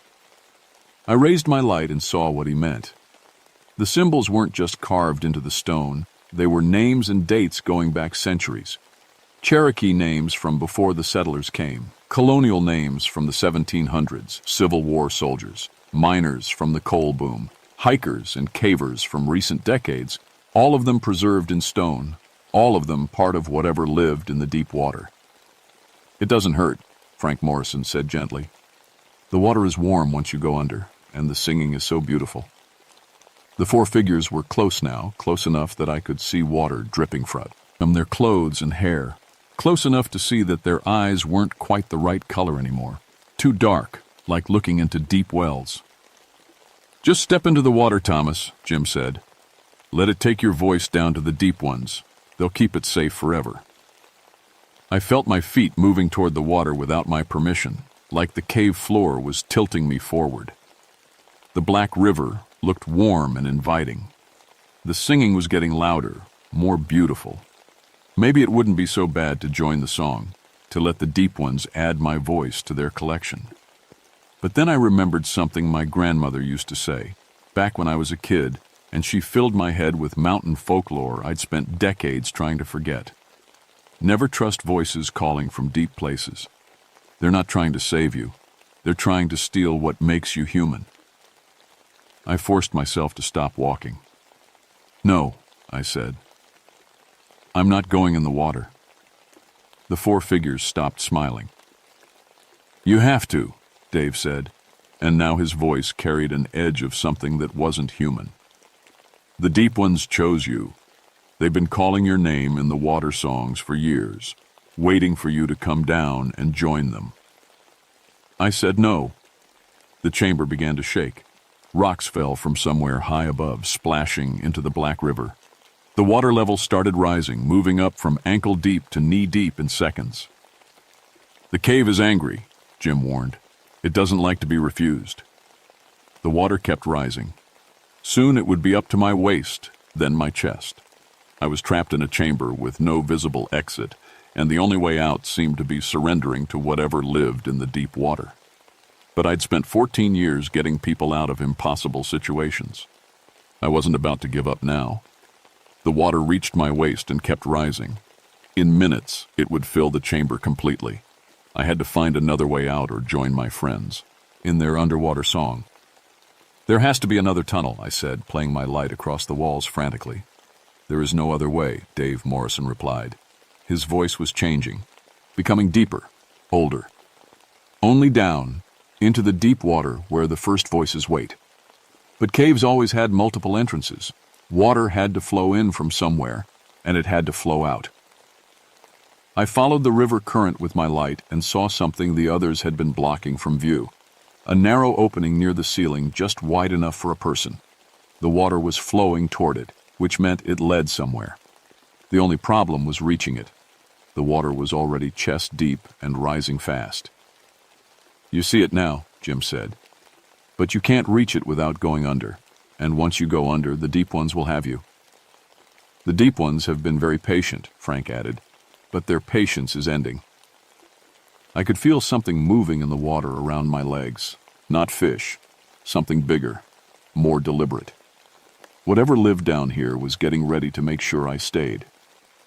"Tell me something," I said, stalling for time while I figured out how to reach that opening. "If you're really my friends, tell me something only they would know."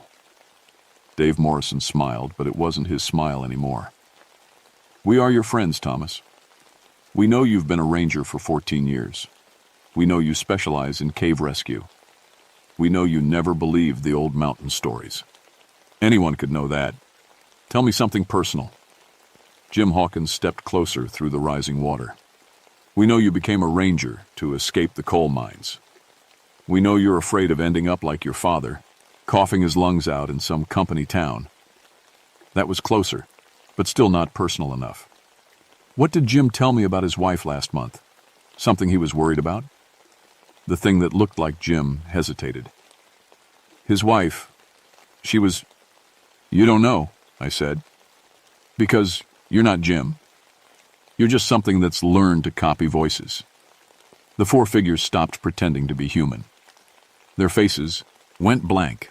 Their eyes turned completely black, and when they spoke, it was in unison with a voice like grinding stone. "We are the collectors of voices. We are the keepers of words. We have been here since before your kind learned to speak. Give us your voice willingly, or we will take it." The water reached my shoulders. I had maybe 30 seconds before the chamber filled completely. "I know what you are," I said, backing toward the wall beneath the opening. "Cherokee stories talk about voice stealers, spirits that punish people who break sacred oaths or betray trust." The four figures began moving through the water toward me, no longer pretending to walk. They flowed like currents themselves. "You were bound here to punish oath breakers. But you got hungry, didn't you? Started taking anyone who came down here, guilty or not." "Guilt or innocence matters not," they replied in that grinding voice. "All voices belong to us in the end." The water reached my neck. I had one chance. "I broke an oath once," I said. "When I was 17, I promised my best friend I'd help him get out of the mines. Instead, I left for ranger training and never came back. He died in a cave-in 3 years later." The voice stealers stopped moving. "I've carried that guilt for 20 years, I continued. "Maybe that's why you called me here. Maybe that's why you wanted my voice for your collection." The water was at my chin now, but it had stopped rising. You want to punish oath breakers? Then listen to this oath. I swear I will never leave another person in a cave again. Not ever. I will keep this promise until the day I die, and beyond if possible. The grinding voice became uncertain. Oaths, sworn in deep water, cannot be broken. Then you can't take my voice, I said, because I needed to keep the oath. I needed to call out to people who are lost in dark places and bring the Yan. Come home. The four figures began to lose their human shape, becoming dark currents in the rising water. But if you let me go, I continued, I'll do something for you. I'll make sure this cave is sealed. No more innocent people will wander down here. You can go back to your original purpose, waiting for the ones who truly deserve punishment. The voice stealers considered this. The water level dropped slightly. And I'll remember their names, I added, looking at the symbols carved into the walls. Dave Morrison, Frank Morrison, Pete Kowalski, Jim Hawkins. I'll make sure people know they died trying to help others, not that they just disappeared. The water dropped to chest level, then waist level. You will remember their names. The grinding voice was fading, becoming distant. I will. I promise. The fake Jim Hawkins was the last to dissolve back into dark water. Before he vanished completely, he spoke in his real voice, confused, frightened, but human. Thomas? What happened to us? Where are we? You're going home, Jim, I said. Tell the others I'm sorry. I couldn't get to you in time. The chamber went silent, except for the sound of water flowing toward the opening near the ceiling. The level had dropped enough that I could climb up and squeeze through. I found myself in a narrow passage that led upward through the limestone. My light showed natural handholds in the rock, and fresh air told me I was heading toward the surface. 20 minutes later, I emerged from a crack in the hillside about half a mile from the main cave entrance. The fog had lifted, and afternoon sunlight felt like a blessing on my face. The official report said the cave system beneath Dark Hollow Falls suffered a geological collapse due to recent heavy rains. 4 experienced cavers were lost in the incident. The cave entrance was permanently sealed with concrete and steel barriers. I never mentioned the voice stealers or what really happened in the deep water. Who would believe it?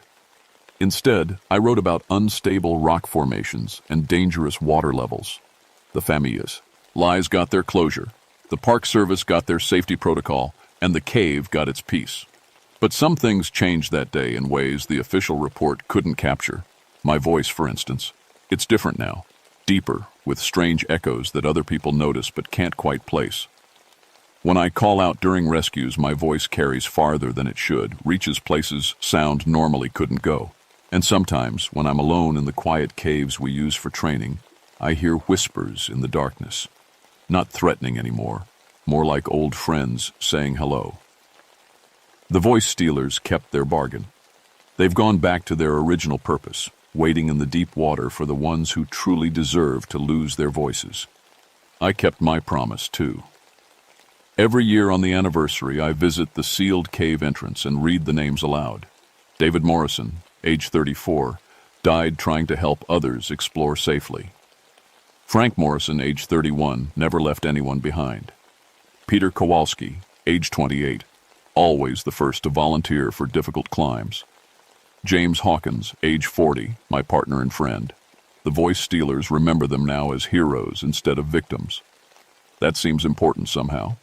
I've been to other caves since then, all across the Appalachian range, and I've learned to listen more carefully to the old stories. Mountain folk have been dealing with things in deep places for generations. Their warnings aren't just superstition. They're survival guides passed down by people who learned the hard way what lives in the darkness under the earth. Last month, I got a call about missing hikers near a cave system in West Virginia. The local rangers said they could hear voices calling for help from multiple directions underground, but the acoustics didn't make sense. I told them to seal the entrance and find another way in. Some voices aren't meant to be followed, and some promises, once more, in deep water, have to be kept forever. If you ever find yourself in a cave and hear someone calling your name from the darkness ahead, remember this. Stop and listen carefully. Is it Really someone who needs help, or is it something that needs what makes you human? The difference might save your life, or at least it might save your voice.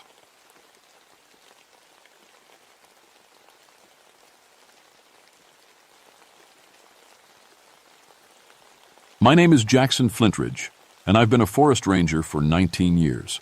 I've tracked every dangerous animal in these North Georgia mountains. Black bears, wild boars, even the occasional mountain lion that wanders down from the Smokies. I was an Army Ranger before this job, spent time in places where things tried to kill me every day. Point is, I know the difference between what's real and what's just campfire stories. The Cherokee folks around here tell tales about Blood Mountain. They say it's cursed, that warriors died there long ago defending their sacred places. They talk about Kekla Kudla, the stone heart bear, some kind of monster that guards the mountain. I always nodded politely when the old-timers shared these stories, but I never believed them. Bears are bears. Big, dangerous sometimes, but still just animals. That was before August of 1987. The heat that summer was like nothing I'd ever felt. The drought had been going on for 3 months. Streams that usually ran year-round were just cracked mud. The forest was so dry that every step sounded like breaking bones. Animals were acting strange. Deer coming down to the roads looking for water. Bears getting into garbage more than usual. Blood Mountain sits at 4,458 feet, the highest peak in the Chattahoochee National Forest.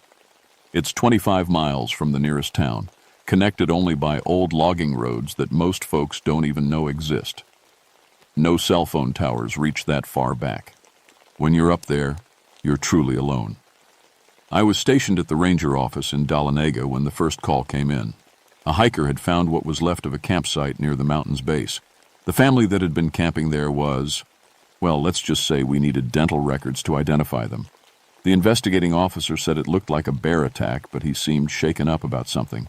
Jackson, he told me over coffee at the diner, I've seen bear attacks before. This wasn't normal. The claw marks on the trees, they were 15 feet up, and they went deep into the oak bark, like the thing was marking territory. I drove out to look at the scene myself. The campsite was destroyed in a way that didn't make sense. A cooler had been thrown 40 feet and was embedded in a tree trunk. The car, a full-size pickup truck, had claw marks scraped along the driver's side that went all the way through the metal. But what bothered me most was the silence.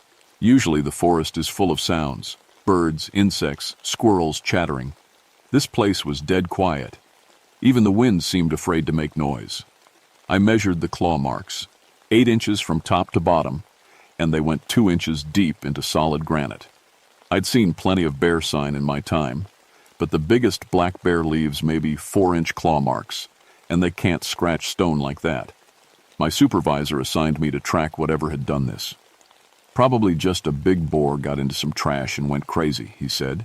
Take the tranquilizer rifle, find it, and move it somewhere else. I packed my gear that evening: rifle, tranquilizer gun, camping supplies, and my emergency radio. I'd planned to stay out there until I found the animal responsible. I figured it would take maybe 2 days. I should have known better. The Cherokee don't tell stories about places like Blood Mountain without good reason. I hiked up to Blood Mountain just after sunrise, following the old Cherokee trail that winds through thick rhododendron bushes and rocky outcrops. The drought had made the usually green forest look brown and dead. My boots crunched through dry leaves that should have been soft and silent. About halfway up the mountain, I found the first set of tracks. They were in a dried-up creek bed where the mud had baked hard as concrete. Bear tracks, but wrong somehow. They were huge, bigger than any black bear I'd ever seen. But that wasn't the strangest part. The front paws showed what looked like thumbs. Not the little stub that bears sometimes have, but actual opposable thumbs, like a person's hands. I knelt down and put my hand next to one of the prints for scale. The paw print was easily twice the size of my whole hand, including fingers. "What the hell?" I muttered, taking photos with my camera. The pictures would prove I wasn't imagining things. I followed the tracks for about a mile. They led in a straight line up the mountain, but every few hundred yards, there were trees that had been marked, long scrapes in the bark, always on the side facing downhill, like something was leaving messages for anything that might follow. Around noon, I stopped to eat lunch near a big boulder that offered some shade. That's when I heard it. A sound like a cross between a roar and a scream coming from somewhere higher up the mountain. It was answered by another call from a different direction, then another. 3 of them, at least. Bears don't usually travel in groups except for mothers with cubs, and I'd never heard a bear make a sound like that. It was too intelligent. Too much like communication.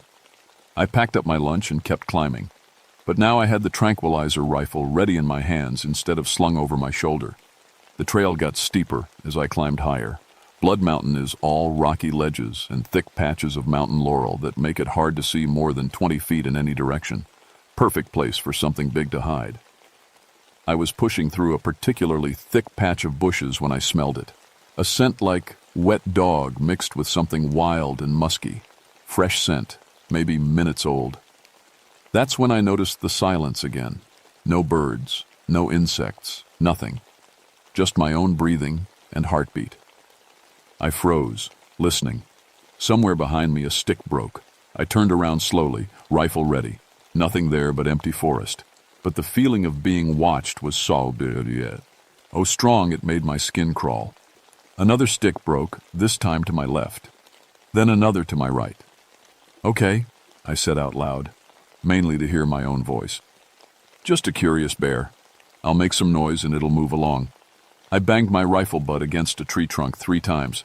In the echo of the sound, I heard something that made my blood go cold. Footsteps. Heavy, deliberate footsteps that stopped right after my banging stopped. Something had been walking toward me and had frozen when I made noise. Bears don't walk like that. Bears lumber and crash through the underbrush. This sounded like something trying to be quiet, trying to sneak up on me. I backed up slowly, keeping the rifle pointed toward where I thought the sound had come from. My finger was on the trigger, ready to shoot the tranquilizer dart. That's when I saw it, just for a second. A massive dark shape moving between the trees about 50 yards uphill from me. It was walking on 2 legs, like a person, but it was at least 8 feet tall and covered in dark fur. When it realized I had seen it, it dropped down to all 4s and disappeared into the thick bushes so fast I almost thought I'd imagined it. But I hadn't imagined the smell or the footsteps or the way every instinct I had was screaming at me to run. I made it back to my truck as the sun was setting. My hands were shaking as I tried to start the engine. Whatever was up on Blood Mountain, it wasn't just a big bear. It was something that walked like a man, but moved like an animal. Something that was smart enough to track me without being seen. I drove straight to the Cherokee Reservation and asked to speak with Robert Standing Bear, the eldest man in the tribe. If anyone would know about the old stories, it would be him. He listened to my description without saying a word. When I finished, he nodded slowly. "Kekla Kudla," he said quietly. "The Stod, Nahart Bear.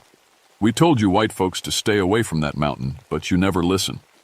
"What exactly is Kekla Kudla?" I asked.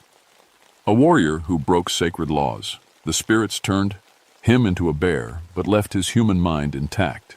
He guards that mountain now, protecting it from anyone who would harm it." I wanted to argue, to explain that there had to be a rational answer. But I kept thinking about those thumbs on the paw prints and the way the thing had walked upright before dropping to all 4s. "How do you kill something like that?" I asked. Robert's eyes got hard. "You don't kill a guardian, Mr. Flintridge. You respect it, or you stay away." But 3 more people had died, and it was my job to stop it. I went back up Blood Mountain the next morning with different gear. Along with the tranquilizer rifle, I brought my hunting rifle, a 30-06 that could drop a 600-pound black bear with 1 shot. I also brought my old military compass and a GPS unit, plus extra batteries for everything. The first weird thing happened about a mile up the trail. My compass started spinning like a top, unable to find magnetic north. The GPS showed my elevation as 8,000 feet, which was impossible. Blood Mountain's peak is only 4,458 feet high. I figured it was interference from some kind of mineral deposit in the rocks. Lots of mountains have iron ore that can mess with electronic equipment. But then I found the second campsite. This one was fresher, maybe attacked the night before. A family from Atlanta, according to their car registration. They'd been camping in a clearing about 2 miles from the peak. What I found there made me sick to my stomach. Their tent had been shredded, but not randomly. The cuts were precise, like something with very sharp claws had carefully opened it up to get at what was inside. The camping chairs were arranged in a circle around their dead campfire, like something had sat in them after the attack. Most disturbing of all, rocks and sticks had been arranged in patterns around the campsite. Spirals and lines that looked almost T-like writing. Like whatever did this was trying to leave a message. I took pictures of everything, then followed the tracks leading away from the site. They went straight up toward the peak of Blood Mountain, but every few hundred yards there were more of those stick and rock patterns, markers, like trail signs pointing the way. It was leading me somewhere specific. The tracks led to a cave entrance I'd never noticed before, hidden behind a curtain of mountain laurel. The opening was about 8 feet high and completely black inside. The smell coming out of it was overwhelming. That same wild, musky scent I'd smelled the day before, but much stronger. I clicked on my flashlight and pointed it into the cave. The beam revealed a tunnel that went back farther than my light could reach. But what I saw in that first 20 feet made me back away from the entrance. Bones. Lots of them. And not all of them looked like they came from animals. I was taking pictures of the cave entrance when I heard breathing behind me. Slow, deliberate breaths, like something big trying to stay quiet. I spun around with my rifle ready, but there was nothing there. Just empty forest, and the feeling of being watched. "I know you're there," I called out. "Show yourself!" The breathing stopped. The silence stretched out for maybe 30 seconds. Then from the trees uphill from me came a sound that made every hair on my body stand up. Laughter. Deep, rumbling laughter that sounded almost human, but not quite. Something was playing with me. I started backing down the trail, keeping my rifle pointed uphill. I'd gotten maybe 50 yards when I heard branches breaking behind me. I spun around to see a massive shape moving through the trees, keeping pace with me as I retreated.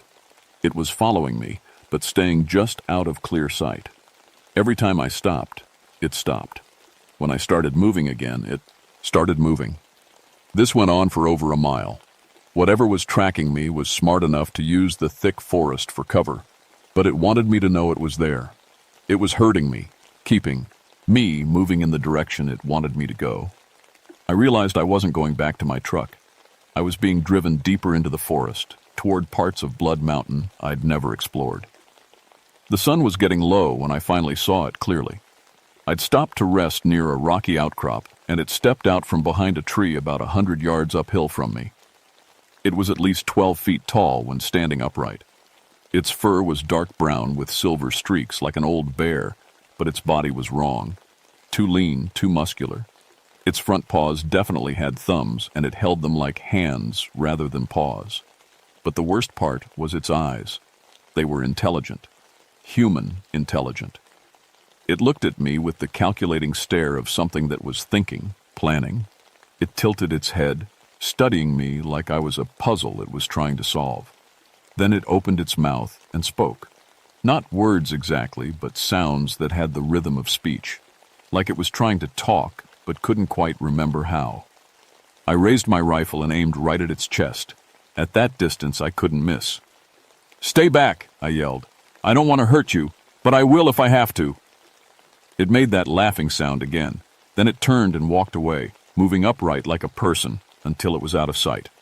I spent that night in my truck at the base of the mountain, doors locked, rifle across my lap. I didn't sleep much.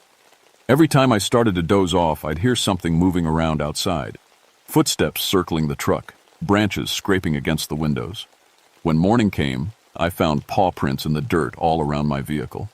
It had been out there all night, watching me. But that wasn't the most disturbing thing I found.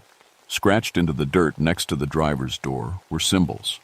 The same kind of patterns I'd seen at the campsite, spirals and lines that looked almost like writing. Whatever this thing was, it was trying to communicate, and it had followed me down from the mountain to do it. Robert Standing Bear had been wrong about one thing. This wasn't just a guardian protecting the mountain. It was hunting me personally. On the third day, I hiked up to Blood Mountain's peak alone. I'd called for backup, but the sheriff said he couldn't spare any men for bear problems. He told me to handle it myself or call in the state wildlife department. The state boys would take weeks to respond, and more people would die while I waited. This thing had killed at least 6 people that I knew of, and it was getting bolder. The rock patterns it left behind were getting more complex, more detailed. It was trying to tell me something, and I was pretty sure I didn't want to hear it. The peak of Blood Mountain is a rocky clearing with views of the whole northern Georgia mountains. The Cherokee consider it sacred ground. They say warriors came here to speak with spirits and prepare for battle. I reached the summit just as the sun was setting. Storm clouds were building to the west, and the air felt heavy with electricity. Lightning flickered in the distance, though the thunder was still too far away to hear. I didn't have to wait long. It came up from the south side of the mountain, moving upright like a man, but with the easy grace of something that belonged in the wild. In the dim light, I could see details I'd missed before. Its fur was scarred in places, marked with old wounds that looked like they'd come from fights with other large animals, or maybe other creatures like itself. It stopped about 30 feet away from me and sat down on its haunches, watching me with those intelligent eyes. We stared at each other for maybe 5 minutes.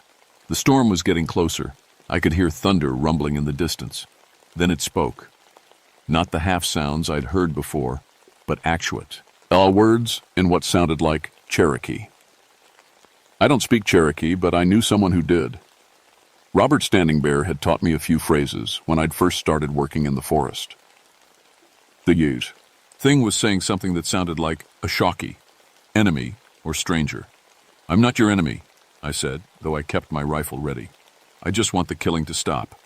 It tilted its head and made a sound that might have been laughter. Then it spoke again, mixing Cherokee words with broken English. You, come, sacred place. You, not, understand. Its voice was deep and rough, like someone who hadn't talked in years, but the words were clear enough. Then help me understand, I said. Tell me what you want.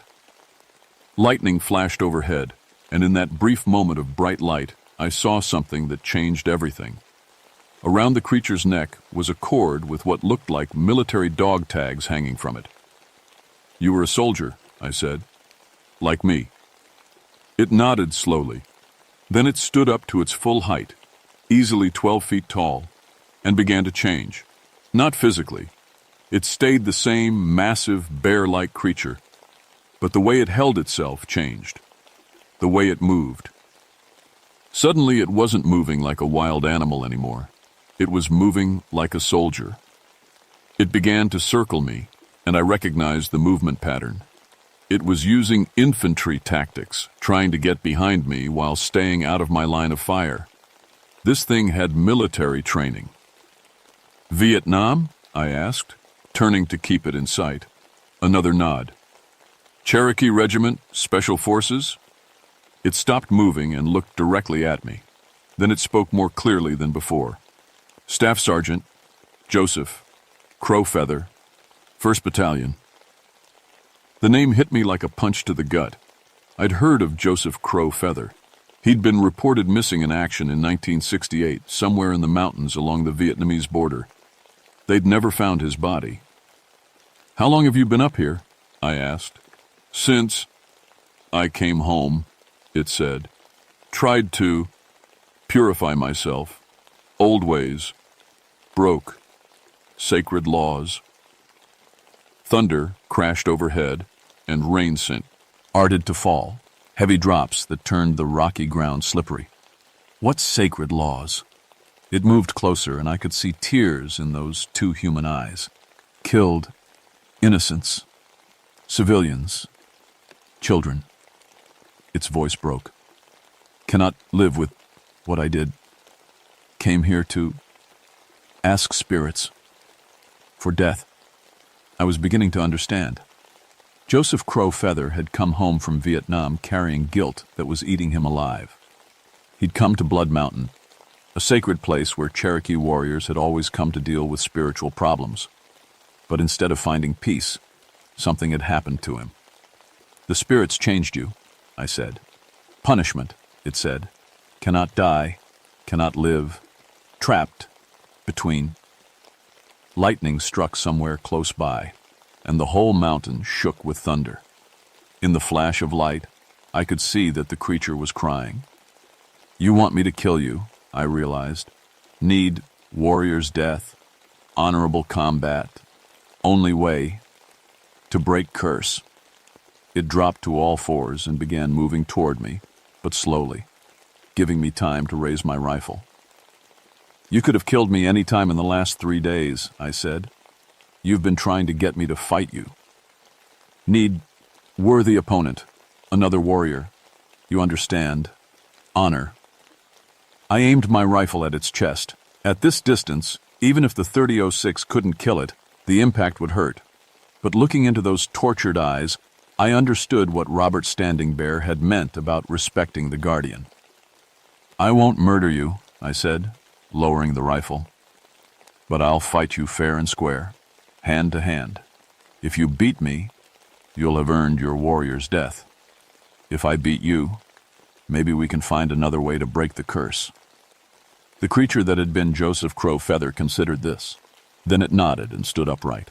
Thunder crashed again as we faced each other in the pouring rain, 2 soldiers separated by 20 years, and a curse that defied explanation, about to fight on sacred ground. I set my rifle aside and drew my hunting knife. It wasn't much against something that size, but it was the closest thing to an honorable weapon I had. The creature nodded approvingly, then rushed me. The fight lasted maybe 10 minutes, but it felt like hours. Joseph Crow Feather in his cursed bear form was incredibly strong, but he fought like a man, not an animal. He used wrestling moves and tactical positioning instead of just trying to tear me apart with his claws. I managed to cut him several times with my knife, and he bled red blood that looked entirely human. But every wound healed almost instantly. The curse wouldn't let him die no matter how much damage he took. Finally, we both collapsed from exhaustion, sitting in the mud and rain about 10 feet apart. He was breathing hard, and I could see the pain in his eyes wasn't just physical. Can't be killed, he gasped. Tried many times. There has to be another way, I said. Robert Standing Bear told me the spirits made you a guardian. Maybe they'll let you go if you've done your job well enough. He looked confused, so I explained.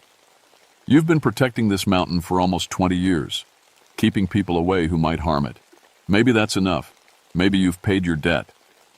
Lightning struck the peak above us, so close I could feel the electricity in the air. In that flash of light, other shapes appeared on the mountainside, transparent figures in Cherokee clothing, warriors and elders, watching us. Joseph saw them too. He stood up slowly and began speaking in Cherokee, his voice clear for the first time since I'd met him. The spirits answered in voices like wind through the trees. I couldn't understand the words, but I could feel the weight of judgment in them. The conversation went on for several minutes. Finally, Joseph turned to me. They say 20 years of faithful service, enough to balance the evil I did. So you're free? I can choose, he said. Stay as guardian, or pass on to a next world. What do you want to do? He looked out over the mountains, then back at the spirit figures surrounding us. I'm tired, he said simply. So very tired. He walked to the center of the peak and knelt down, facing east toward the rising sun. The spirit figures moved closer, forming a circle around him. Thank you, he said to me, for giving me chance to die. As a warrior. Light began to glow around him, starting soft but getting brighter. The massive bear form started to fade, and for just a moment I could see the man he'd been underneath, a young Cherokee soldier in jungle fatigues, finally at peace. The light flashed once, bright as the lightning, and when it faded, Joseph Crow Feather was gone. All that remained was a set of dog tags lying in the mud. I picked them up and read the name, Crow Feather, Joseph M., followed by his service number and Cherokee Nation. The storm was clearing, and the first light of dawn was breaking over the mountains. The spirits were gone too, but I could feel something different in the air. The mountain felt peaceful for the first time since I'd started coming up here. I hiked back down to my truck and drove straight to the Cherokee Reservation. I gave Robert Standing Bear the dog tags and told him everything that had happened. "He's at rest now," the old man said, holding the tags reverently. "We'll bury these properly, with honor." "What about the attacks? Will they stop?" "Joseph was never the one killing people," Robert said quietly. "He was trying to scare them away, protect them from the real danger on that mountain." "What real danger?" Robert looked at me with dark eyes. "Blood Mountain has more than one guardian, Mr. Flintridge, and the others aren't as merciful as Joseph was. I've been back to Blood Mountain a dozen times since then, but I've never made it all the way to the peak again. Every time I try, I find fresh signs of something large moving through the forest. Claw marks on trees, stick patterns arranged in warnings. Whatever else is up there, it doesn't want visitors any more than Joseph did. But unlike Joseph, I don't think these guardians are looking for redemption."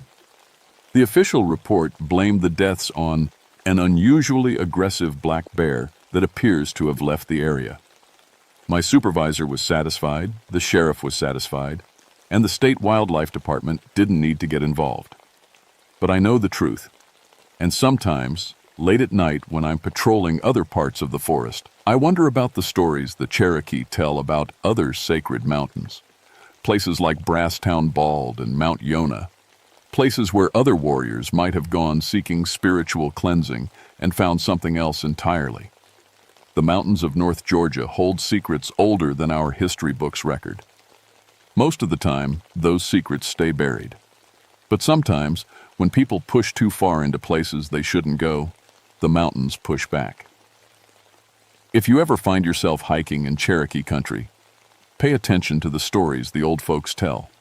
They're not just legends, they're warnings.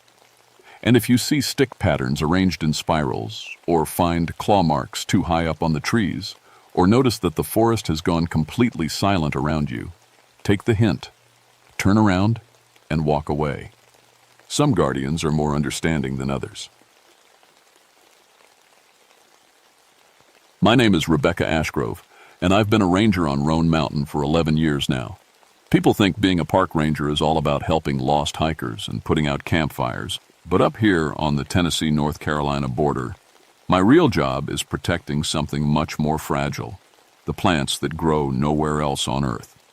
At 6,285 feet, Roan Mountain has these weird bald spots where no trees grow, just grass and wildflowers stretching out like someone took a giant lawnmower to the top of the world. Scientists call them balds, and nobody really knows why they exist. Cherokee people have their own stories about them, but I'm a botanist with a PhD, not a storyteller. I study the rare plants up here, things with names like Gray's lily and mountain avens that only grow in these high, cold places. My little research station sits right at the tree line where the forest gives way to those mysterious meadows. On clear days, I can see 5 states from my front porch. On foggy days, which is most days, I can barely see my own hands. June of 1982 started out normal enough. I was working on my yearly survey of the rare plant populations, checking to see how they'd survive the winter. The weather had been strange, though, unseasonably cold for June, with frost warnings that had me worried about the delicate alpine flowers. That's when I first noticed the tree. It stood at the edge of Flame Azalea Grove, about a quarter mile from my station. A massive white oak, probably 8 feet around and tall enough that its top disappeared into the low-hanging clouds. I'd walked past it hundreds of times over the years, but something was different now. The other trees in the grove were leafing out just fine, their new green bright against the gray morning, but this old oak looked tired. I'm trained to spot plant diseases, root rot, fungal infections, insect damage. I can usually tell what's wrong with a tree just by looking at it. But this oak had me puzzled. Its bark looked healthy, thick, and deeply grooved like old oaks should be. No sign of boring insects or cankers. The leaves were the right color, full and green. By every measure I knew the tree should have been thriving, but something in my gut told me it was dying. I decided to take some samples back to the lab, maybe run some soil tests. As I got closer to the tree, I noticed how quiet it was. No birds singing in its branches, no squirrels chattering. Even the insects seemed to avoid it. The temperature dropped too, like stepping into a basement on a hot day. I knelt down to collect some soil from around the base of the trunk. The earth felt cold under my hands, colder than it should have been even with the weird weather. I filled my sample bags and labeled them, trying to ignore the way the hair on my arms was standing up. That's when I heard it. Crying, soft, like children sobbing in their sleep. I stood up fast, looking around the grove. There was nobody there, of course. The nearest trail was half a mile away, and it was barely 7 in the morning.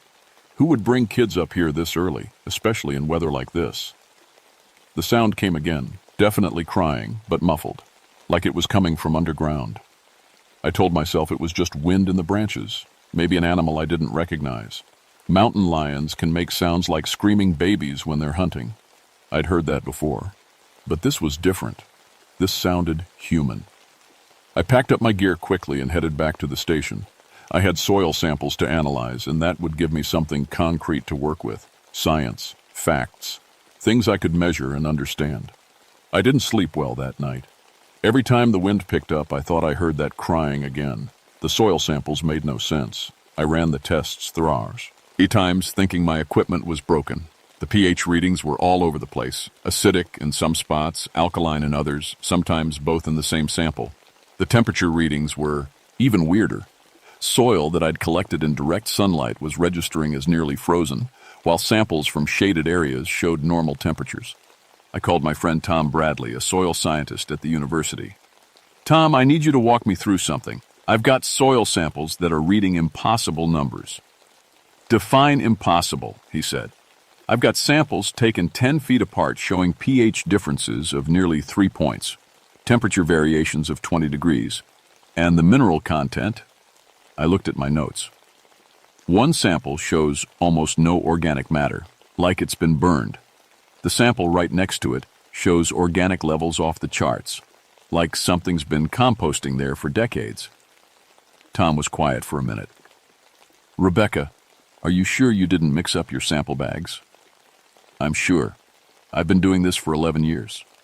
"Then I'd say your equipment is broken. There's no natural process that could create that kind of variation in such a small area." But I knew my equipment wasn't broken. I'd calibrated everything that morning. I decided to go back to the tree. If something was affecting the soil chemistry, maybe I could figure out what by looking more carefully at the area around it. I loaded my gear into my backpack, pH meter, thermometer, camera, sample bags, and headed out. The grove was different in the afternoon light. The other rhododendrons and mountain laurels looked healthy enough, but they seemed to be leaning away from the big oak, like they were trying to get as far from it as possible without actually moving. I started a systematic survey, taking measurements every few feet in a grid pattern around the tree. The closer I got to the trunk, the weirder the readings became. It wasn't just the soil. The air temperature was dropping too. By the time I was standing right next to the tree, my thermometer was reading 42 degrees even, though it was nearly 70 everywhere else in the grove. I put my hand against the bark. It felt normal, maybe a little cool, but not freezing like the air around it. The bark had deep grooves and ridges, typical for an old white oak. I could see where someone had carved initials years ago, the letters now stretched and distorted as the tree had grown. That's when I realized something strange. The carving looked old, like it had been made decades ago. But the letters were crisp, like they'd been cut recently. I traced one of them with my finger, a J that seemed to have been carved in a child's uncertain hand. More initials appeared as I looked closer. MS and TR and LK, all carved at about the same height, maybe 4 feet off the ground. Child height. "Hello?" I called out. "Is someone there?" My voice seemed to get swallowed up by the tree. No echo, no response. Just that unnatural quiet. I started taking photos of the bark, documenting the carvings. Through the camera viewfinder, I could see more letters that weren't visible to the naked eye. Names carved in Cherokee syllabary that I couldn't read, dozens of them, all around the trunk. Then I saw the face. It was subtle, just the way the bark ridges and shadows fell together, but unmistakably a human face, an old woman's face, lined with age and sorrow. Her eyes seemed to be looking down at the base of the tree, at something I couldn't see. I lowered the camera. The face was gone, just bark patterns again. But in the viewfinder, it was still there. I kept snapping photos, moving around the tree. The face followed me, always looking down at the roots, always with that expression of deep sadness. In some shots, I could swear I saw other faces too, smaller ones, children's faces pressed against the inside of the bark like they were trying to push their way out. The crying started again as the sun began to set. Soft at first, then louder. Definitely children, and definitely coming from somewhere near the tree. I called out again, but got no response. I should have left then, should have packed up my gear and headed back to the station before dark. But I'm a scientist, and scientists don't run from things they don't understand. They investigate. I got down on my hands and knees and started examining the ground around the base of the tree. The soil was softer here, like it had been disturbed recently. I brushed away some leaves and found something that made my blood run cold.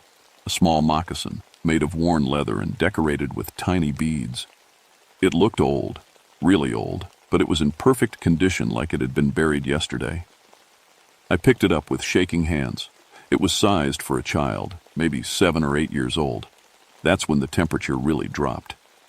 My breath started fogging, and frost began forming on the grass around the tree. In June, in Tennessee. I heard footsteps behind me and spun around. Nobody there, but I could see footprints in the frost. Small ones, bare feet, leading from the tree toward the forest. I grabbed my gear and ran. I couldn't stop thinking about that moccasin. I'd brought it back to the station and put it on my desk where it seemed to watch me while I tried to work. Every time I looked at it, I remembered the faces in the bark and the sound of children crying. I called Mary Sixkiller the next morning. She was a Cherokee elder who sometimes helped the Park Service with historical research. If anyone would know about old burials or sacred sites on the mountain, it would be Mary. Mary, it's Rebecca Ashgrove up on Roan Mountain. I need to ask you about something. The tree, she said before I could continue. I felt cold all over. What? The old oak in the azalea grove. You found it, didn't you? How did you... My grandmother told me someone would find it eventually. She said the tree would call to someone when it was ready. Mary, I don't understand. What tree? What are you talking about? There was a low, long pause. I'll be up tomorrow morning. Don't go back to that tree until I get there. But I couldn't stay away. That afternoon, I found myself walking back toward the grove. I told myself I was just doing my job, checking on the other plants in the area. But really, I needed to see if the tree was still there, if any of it had been real. It was real. The oak stood exactly where it had been, looking just as sick and wrong as before. The temperature around it was even colder now, cold enough that I could see my breath even though it was nearly 80 degrees in the sunshine just 50 feet away. I took more photos, documenting everything I could. The bark faces were clearer now, more defined. I could make out individual features, the old woman's braided hair, the round cheeks of the children. Some of the children looked sick, their faces drawn and thin. I found more items buried around the tree. A small wooden doll, a piece of pottery decorated with geometric patterns, beads that looked like they were made from seeds and shells. All of it old, really old, but perfectly preserved. The crying was constant now, not just at dawn and dusk, but all the time. Sometimes I could make out words in Cherokee, a language I didn't speak but somehow understood. Etsi, which meant mother. Nvi, which meant hurt. I was photographing what looked like a small bowl when I heard something that made me drop my camera. Singing. A woman's voice, singing a lullaby in Cherokee. I looked up at the tree and saw her. She was standing right there, translucent but clearly visible, an elderly Cherokee woman wearing traditional dress. Her face was the same one I'd seen in the bark patterns, lined with age and infinite sadness. She was looking down at the base of the tree, singing softly. Around her feet I could see them. Children. Dozens of them, some sitting, some lying down, all of them looking fucking weak. They were flickering in and out of visibility like heat shimmer, but I could see enough to know they were dying. The woman looked up at me, and her eyes held 200 years of grief. "They're so cold," she said in perfect English. "I've kept them warm as long as I could, but I'm tired now. So very tired." "Who are you?" I whispered. "I was their teacher. When the sickness came, I stayed with them. I couldn't save them, but I wouldn't leave them to die alone." "What sickness?" "The spotted sickness. What you call smallpox. It took nearly all of our children that winter. We buried them here, in the sacred grove, and I stayed to watch over them." The children around her feet were becoming more solid, more real. I could see the pox marks on their faces, the fever in their eyes. Some were so young they could barely walk. Others looked to be maybe 10 or 11. "That was a long time ago," I said. "Time moves differently here. For them, it was yesterday. They're still sick, still scared, still cold. I've been keeping them safe inside the tree, but..." She placed her hand on the trunk, and I saw bark begin to flake away. "I can't hold on much longer." "What happens when you let go?" Her eyes filled with tears. "They'll be lost. Alone. They don't understand death. They only know they hurt and want to go home." One of the children, a little girl with long black hair, reached up toward the woman. "Elsie," she said. "Grandmother. I know, little one. I know you want to go home." The woman looked at me again. "You have to help me.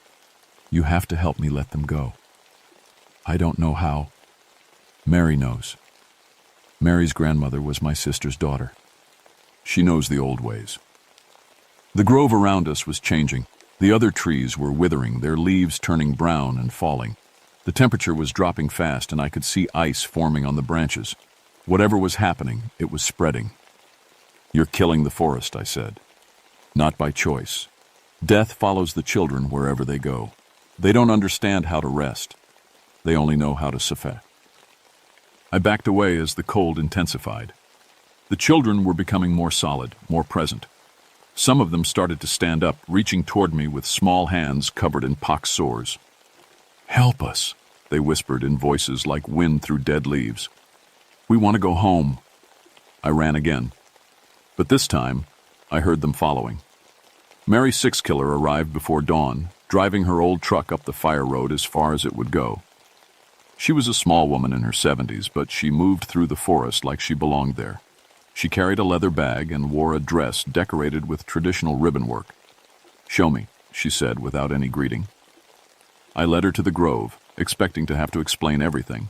But as soon as we got within sight of the tree, Mary nodded like she'd been expecting exactly what she saw. The oak was dying faster now. Half its leaves had fallen, and the bark was peeling away in long strips. The cold around it had created a circle of death. Brown grass, withered flowers, trees dropping their leaves like it was October instead of June.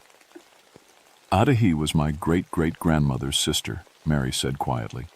"She was the children's teacher when the smallpox came. She stayed with them when everyone else fled. She sang to them while they died. She's still here. She's been keeping them trapped, I think, inside the tree." Mary set down her bag and began taking things out of it. Sage bundles, a small drum, several small clay bowls. Not trapped, protected. She thought she was protecting them. But children's spirits, they need to be properly sent on. They need the ceremony, the prayers, the blessing of their people. Can you do it? I can try, but it won't be easy. They've been here so long they don't remember how to let go. And Adahi, she looked at the tree sadly. She's been holding on to them for 200 years. Letting go will kill her too. We could see them now, even in daylight. The children huddled around the base of the tree, looking up at us with curious, frightened eyes. Adahi stood among them, one hand on the trunk, using her connection to the oak to keep them anchored to the world. "You came," she said to Mary. I came, grandmother. It's time. They're not ready. They're still sick, still scared. The sickness is gone, grandmother. Their bodies are healed.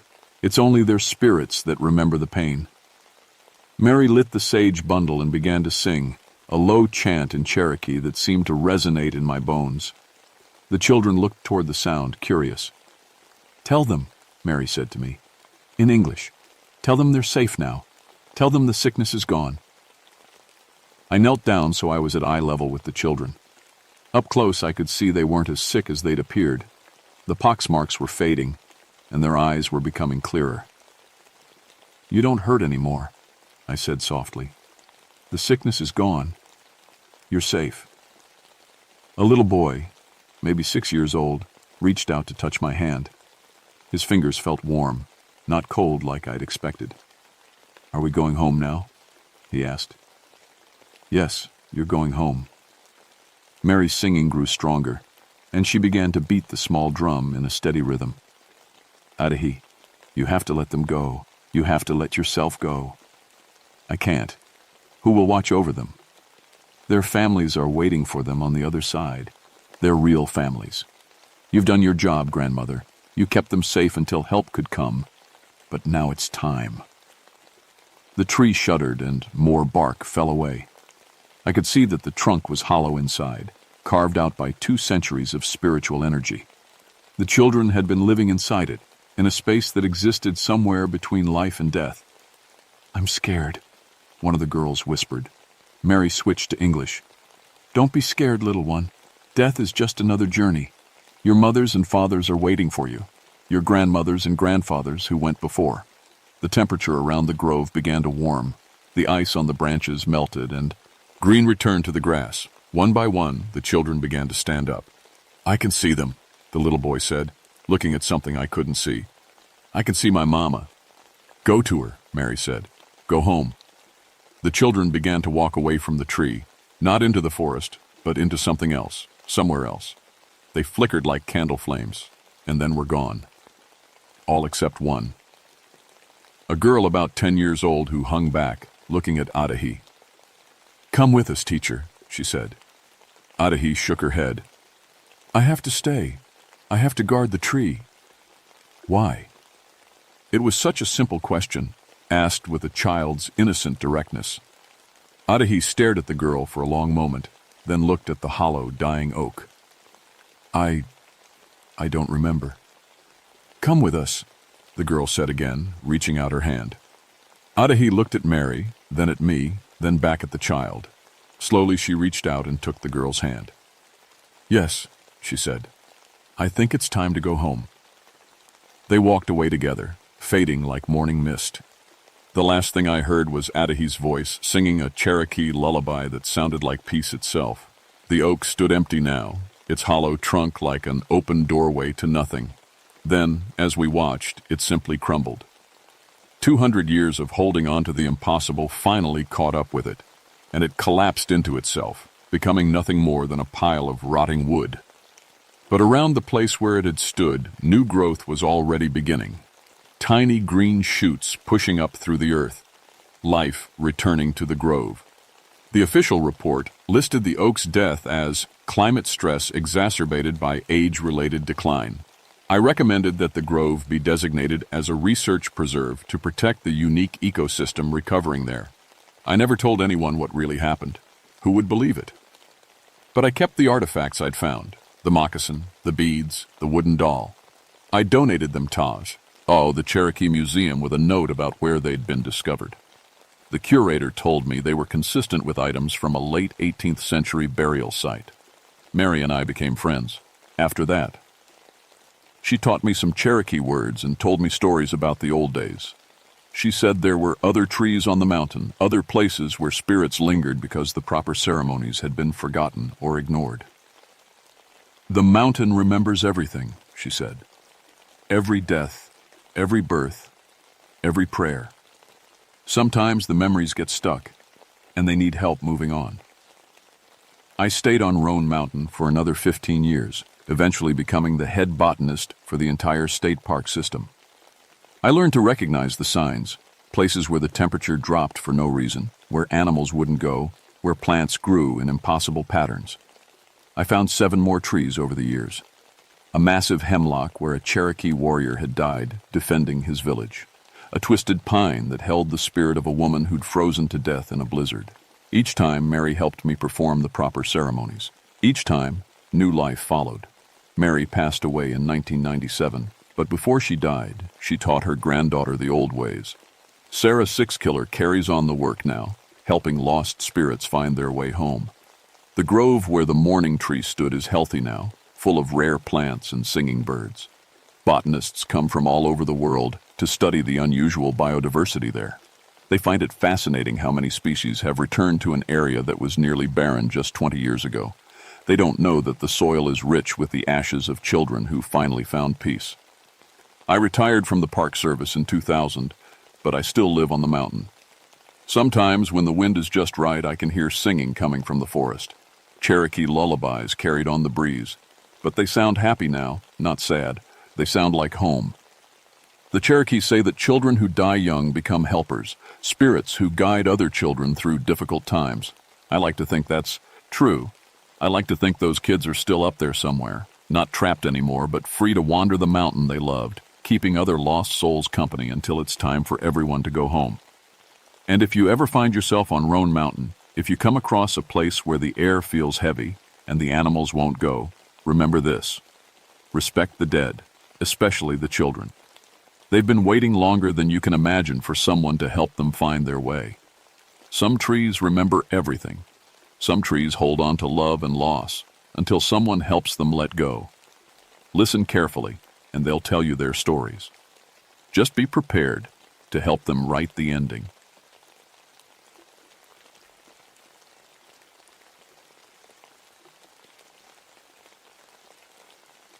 My name is Margaret Ironwood, and I've spent 16 years as a forest ranger in West Virginia's coal country. People think my job is all about campfires and lost hikers. But that's not the truth.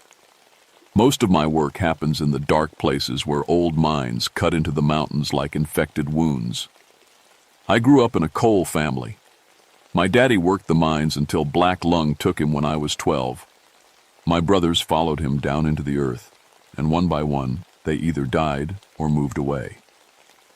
I was the first woman ranger in our district, and I earned my place by learning things most folks would rather forget.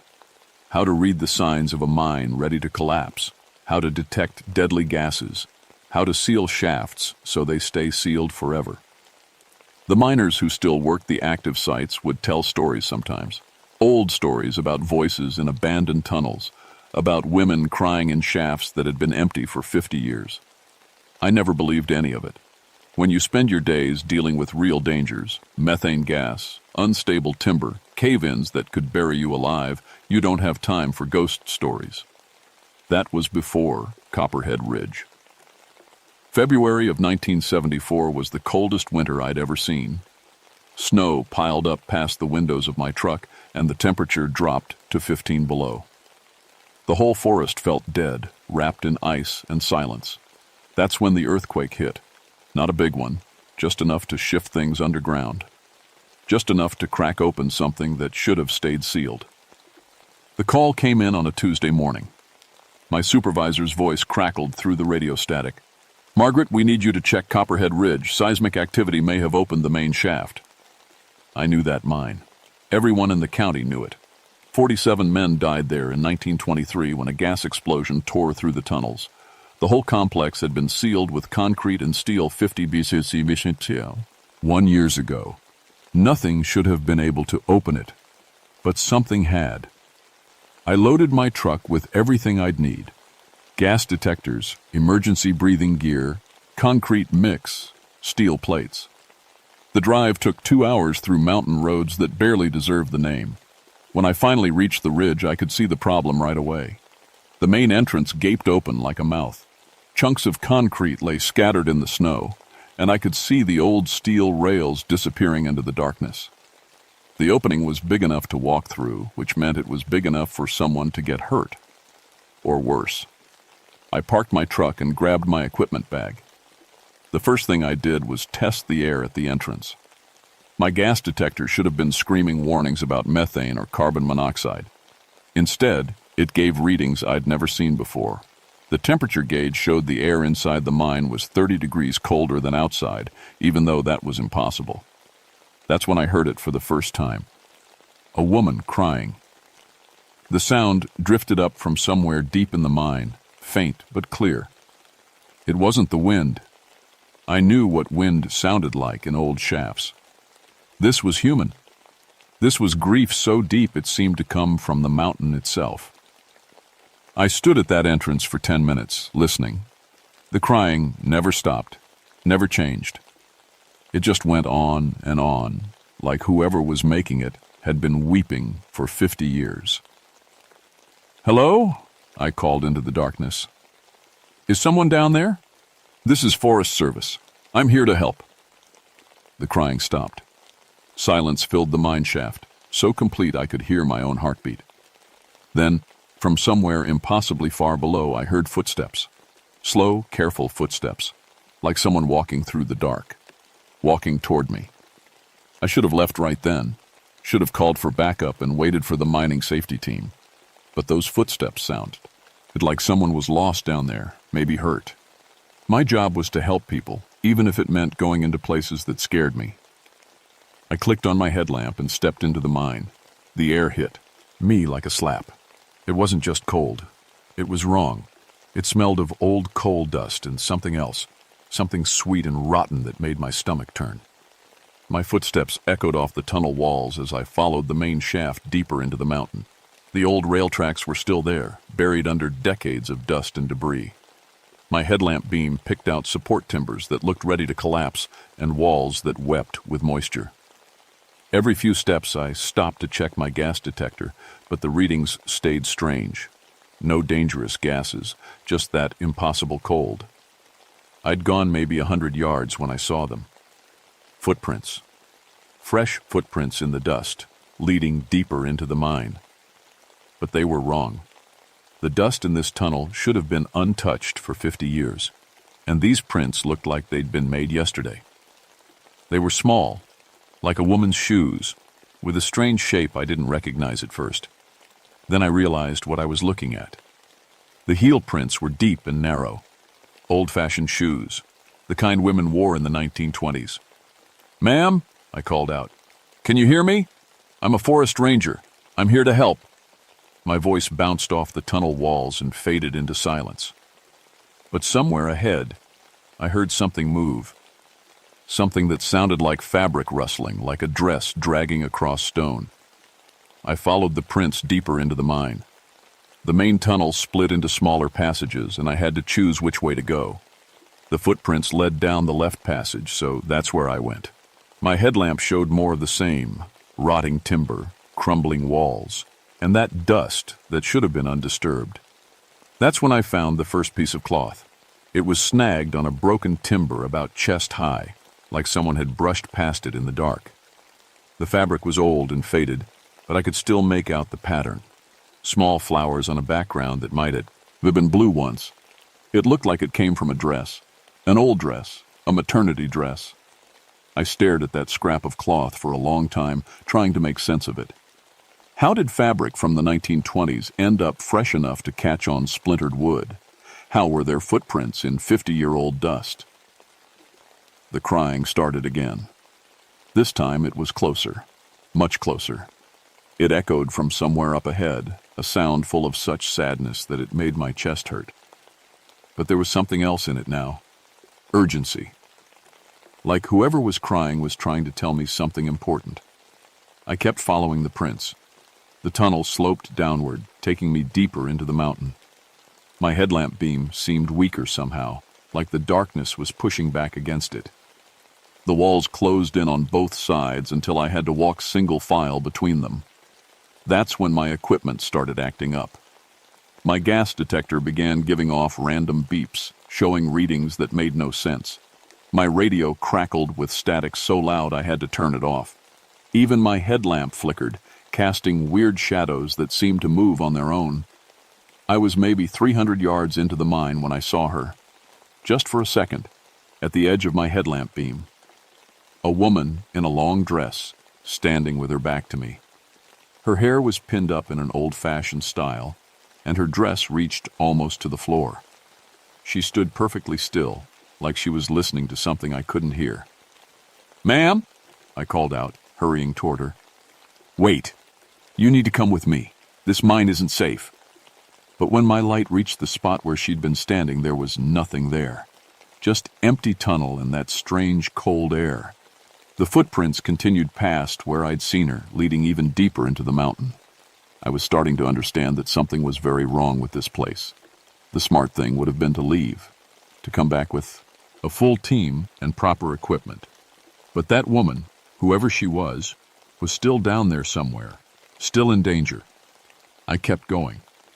The tunnel opened up into a wider chamber, and that's where I found the rest of it.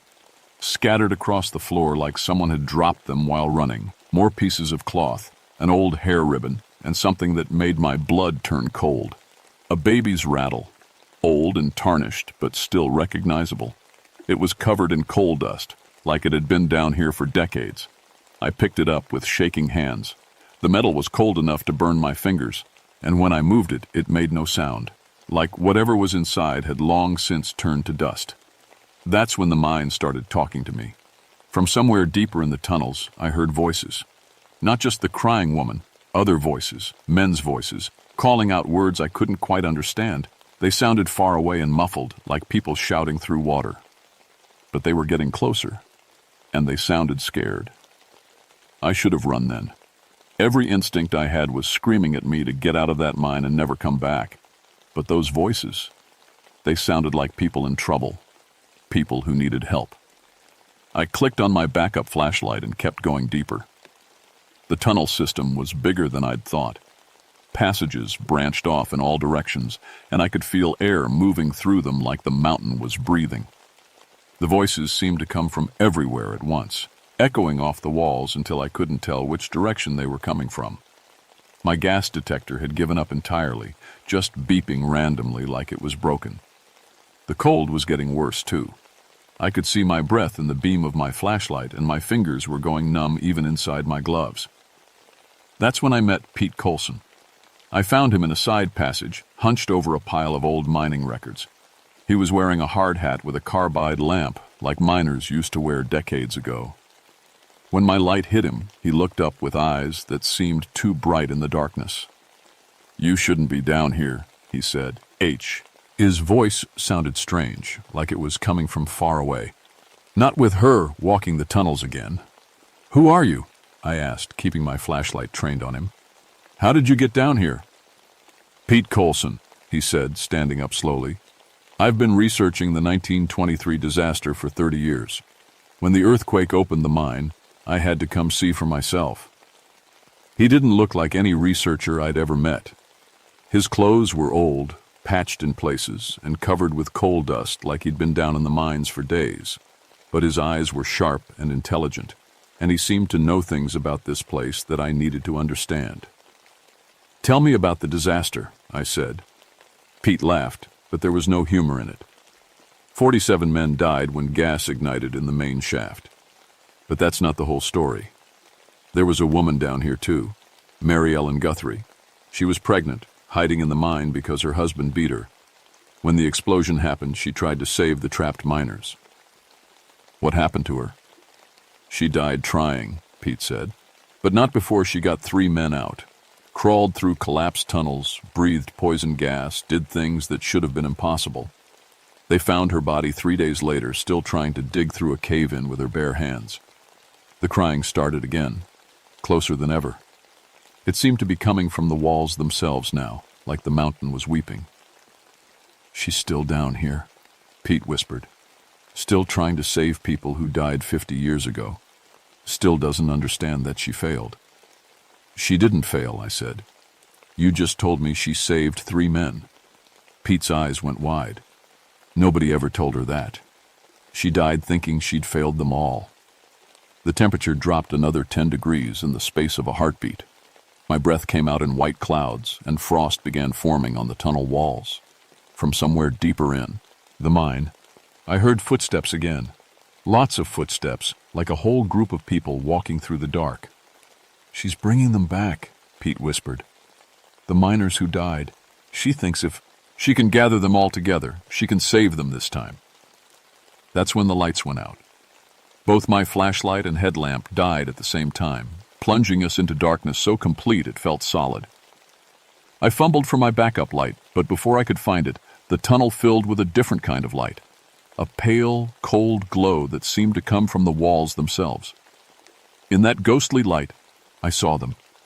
Dozens of men in mining clothes, their faces black with coal dust, their eyes empty holes in their heads. They moved slowly down the tunnel toward us, their boots making no sound on the stone floor. Behind them, barely visible in the shadows, walked a woman in a long dress. She was crying, and her tears left dark stains on her cheeks. "Run," Pete whispered. I ran. I stumbled through the dark tunnels, my hands stretched out to feel my way along the walls. Behind me, I could hear them following. Not just the ghostly miners, but something else. The sound of someone running, someone real and alive, and terrified. The woman in the dress. She was chasing me through the mine, calling out words I couldn't understand. Her voice was desperate, pleading, like she was trying to tell me something important. But I was too scared to stop and listen. The tunnel began to shake. At first it was just a tremor, like another small earthquake. But it got worse quickly. Ceiling beams creaked and groaned, and dust rained down from above. The old support timbers were giving way, and I realized the mine was collapsing. I found a side passage and dove into it just as the main tunnel caved in behind me. Rock and timber crashed down where I'd been standing seconds before, sealing off my escape route. I was trapped. In the silence that followed, I heard her voice again. The crying woman. But this time she was singing. A lullaby, soft and sweet and sad. The kind of song a mother might sing, to calm a frightened child. The singing led me deeper into the mountain, through passages I couldn't see, and over ground that shouldn't have been solid. My flashlight had started working again, throwing weak light on walls that seemed to move when I wasn't looking directly at them. I found her in the deepest chamber of the mine. She sat on the floor with her back against a support beam, her hands folded over her swollen belly. In the beam of my flashlight, I could see that she was young, maybe 25, with dark hair pinned back and a face that would have been pretty if not for the exhaustion and fear written across it. She was still crying, but quietly now. Tears ran down her cheeks and dripped onto her dress, leaving dark stains on the faded fabric. "Mary Ellen," I said softly. She looked up at me, and her eyes were the saddest things I'd ever seen. They were the eyes of someone who had lost everything and was still trying to save what couldn't be saved. "I couldn't get them out," she whispered. Her voice was like wind through broken glass. "I tried so hard, but I couldn't get them all out." "You saved 3 men," I said, kneeling down beside her. "Pete told me. You saved 3 men's lives." She shook her head. 47 went in. Only 3 came out alive. I failed them. The mine shuddered around us. Rocks fell from the ceiling, and I could hear water beginning to flow somewhere in the darkness. The flooding had started. Another danger that would make this place even more deadly. "You didn't fail," I said urgently. "You were pregnant and hurt, and you still saved 3 people. That makes you a hero." "A hero would have saved them all." "A hero does what they can with what they have," I said. "Nobody could have saved them all. The gas, the explosion, the cave-in. It was too much for any one person." She looked at me then, really looked at me, and I saw something change in her eyes. A tiny spark of hope, like a candle flame in the wind. "3?" she whispered.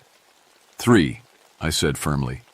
Tommy Walsh, 19 years old, Johnny Brennan, 24, and Sam Morrison, who had 5 kids waiting for him at home. They all lived because of you. Their families got to see them again because you crawled through fire and poison gas to pull them out. The crying stopped. For the first time in 51 years, Mary Ellen Guthrie stopped crying. The mine began to collapse in earnest then. The whole mountain seemed to be coming down around us, but Mary Ellen just sat there, a look of wonder spreading across her face. I saved them, she said. You saved them, I confirmed. She smiled then, the first real smile she'd worn since 1923. And as she smiled, she began to fade. Not disappearing exactly, but becoming transparent, like morning mist when the sun hits it. Thank you, she whispered. I can rest now. The water was rising fast, already up to my knees. The tunnel behind me was completely blocked, and I couldn't see any way out. But Mary Ellen stood up, solid again, and took my hand. This way, she said. I know another way out. A way the miners used when they needed to escape quickly. She led me through passages I never would have found on my own, through places where the rock had shifted and opened new paths. The water followed us, but she seemed to know exactly where to go to stay ahead of it. We climbed up through a shaft I hadn't seen before, a narrow passage that led toward the surface. Behind us, the mine was filling with water and collapsing in on itself, erasing 50 years of secrets. Just before we reached the surface, Mary Ellen stopped. Will you remember? She asked. Will you tell people what really happened here? I'll tell them, I promised. I'll make sure people know about your sacrifice. She nodded and stepped back into the shadows. Take care of your own children, she said. Love them while you can. And then she was gone. I crawled out of that mine shaft into the coldest, most beautiful morning I'd ever seen. The sun was rising over the mountains, turning the snow into diamonds, and I was alive when I should have been dead. The Copperhead Ridge mine sealed itself that day. The whole complex collapsed and filled with water, and even if someone wanted to dig it out again, there wouldn't be any point. What needed to be done there was finished.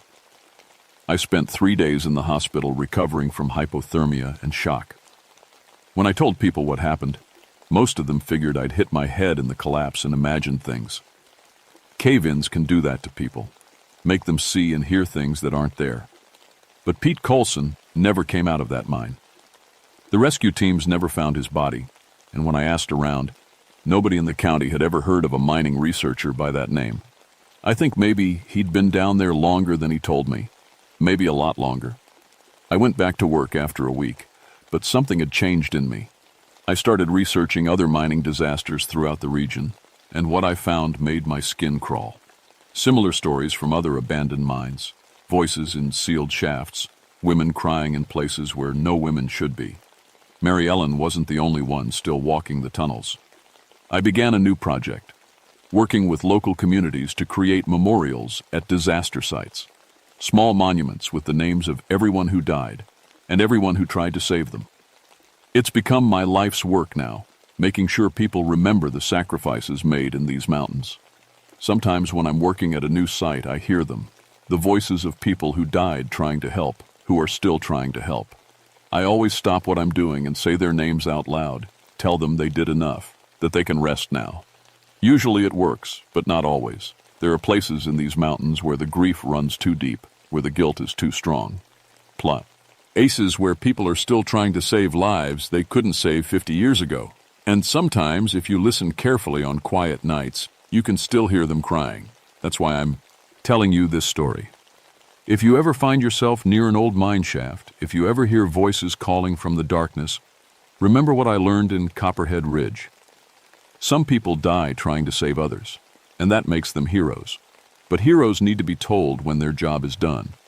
They need to hear that they did enough. They need permission to rest. And if you're very lucky and very kind, maybe they'll listen to you the way Mary Ellen listened to me. Maybe you can help them find the peace that's been waiting for them all these years. Because that's what heroes deserve. Not to wander forever in the dark, but to step into the light and know they did their best with what they had. That's all any of us can do.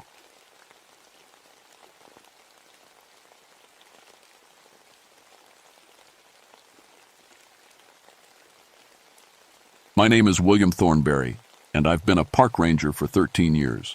People think that's long enough to see everything these mountains can throw at you. They're wrong. I transferred to Grandfather Mountain back in 1956, fresh out of college with a meteorology degree and big dreams about studying weather patterns in the Blue Ridge. The mountain peak sits at 5,946 feet, and the storms that roll through here are like nothing you'll see anywhere else. Lightning strikes the summit more than any other spot in North Carolina. That's why they built the weather station up there, and that's why they needed someone like me to run it. I've always been a facts and numbers kind of guy. Give me barometric pressure readings and wind speed data, and I can tell you what's coming 3 days out. What I couldn't tell you about, what I never believed in, were the old mountain stories. You know the ones: ghost lights dancing on the peaks, spirits of the Cherokee, witch fires that burn without fuel. Nonsense, all of it.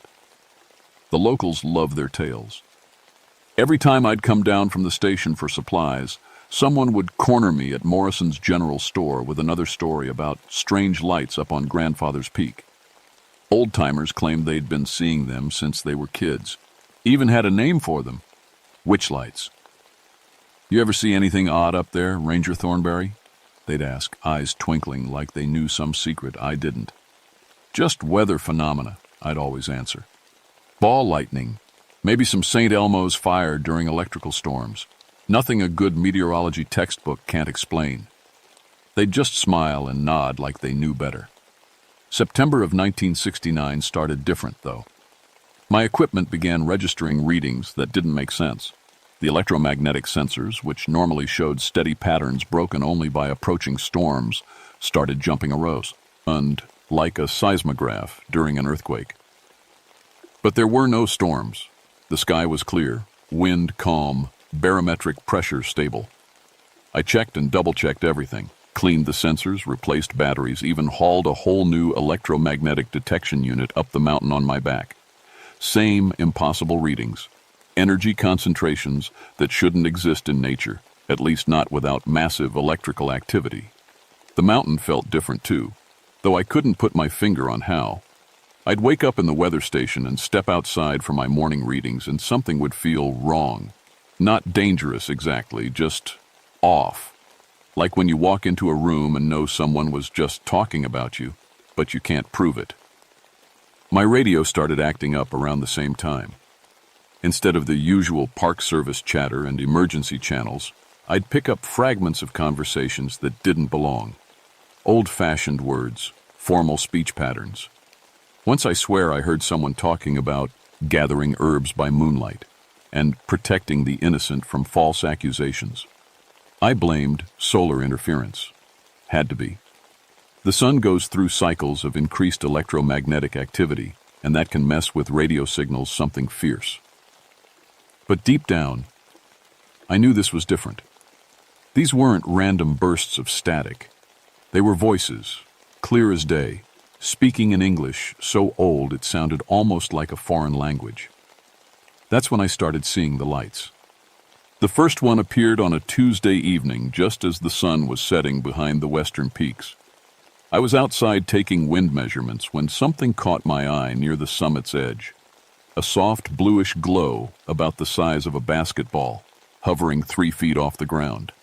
My first thought was someone had left a camping lantern up there, though how they'd gotten past the restricted access signs was beyond me. I calls it out, thinking maybe some hiker was lost and needed help. "Hello, you okay over there?" The light flickered, almost like it heard me. Then it started moving. Now, I've seen ball lightning before. Survived a strike back in '63 that left me unconscious for 6 hours and my left arm numb for a month. Ball lightning moves erratically, bouncing around like a soap bubble in the wind. This light moved with purpose.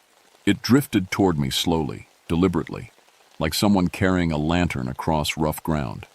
When it got within 20 feet, I could see it wasn't any kind of lantern.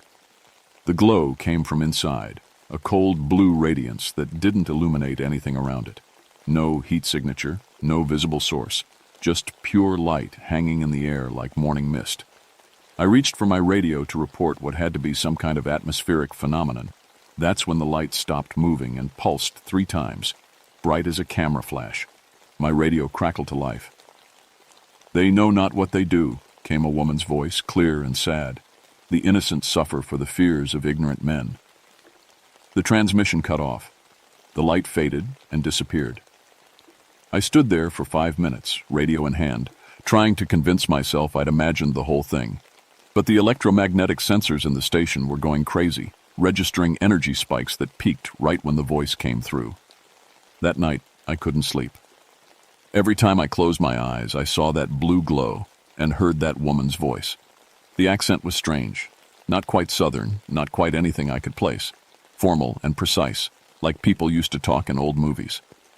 I spent the next morning going through every piece of equipment twice. Everything checked out normal.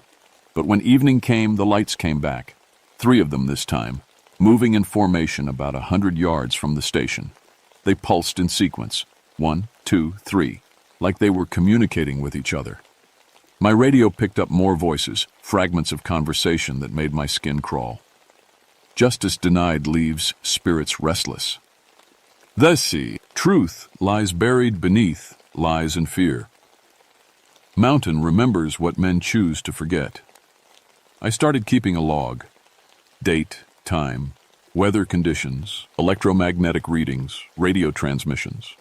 If I was going crazy, at least I'd have documentation. But the readings were real, the voices were clear, and the lights were getting brighter. By the end of the week, they'd started responding to me directly. I'd step outside and they'd appear within minutes. When I'd wave, they'd pulse. When I'd speak, the radio would crackle with answers. Friday night, I worked up the courage to ask a direct question. What do you want? The silence stretched so long I thought they were gone. Then my radio erupted with static, and through the noise came a single word, repeated over and over. Justice. That's when I knew I was dealing with something that had nothing to do with weather patterns or atmospheric electricity. These lights, whatever they were trying to tell me something, and they weren't going to stop until I listened. I drove down to the county library first thing Saturday morning, looking for anything that might explain what was happening on Grandfather Mountain. The librarian, Emma Caldwell, had been there since before the mountain became a state park. If anyone would know the local history, it would be her. Which lights? She raised an eyebrow when I asked. Now that's not a question I get from park rangers very often. What's got you curious about old mountain stories? I tried to keep it vague. Just some unusual readings up at the station. Thought maybe there was historical context for the local folklore. Emma disappeared into the stacks and returned with an armload of books, county histories, Cherokee legends, even some handwritten journals from the early settlers. Most of it was what I expected. Vague stories about mysterious lights, Indian spirits, unexplained phenomena that had simple scientific explanations. Then Emma pulled out a slim folder marked Caldwell County Court Records, 1782. Now this, she said, opening it carefully, is something most folks don't know about. We had ourselves a witch trial right here in the county, only one in the area's recorded history. The documents were photocopies of handwritten court records, faded and hard to read. But Emma had transcribed the key passages, and what I read made my blood run cold. Margaret McLeod, age 34, charged with witchcraft and trafficking with evil spirits. The accusation came from her neighbors after a series of unexplained illnesses struck their livestock. The trial lasted 3 days. Margaret claimed she was a healer, that she used herbs and traditional remedies learned from Cherokee friends to help sick animals and people. The court didn't believe her. They found her guilty on October 13, 1782, and sentenced her to hang. But the records showed something unusual. Instead of a public execution in town, they took her up to Grandfather Mountain's peak.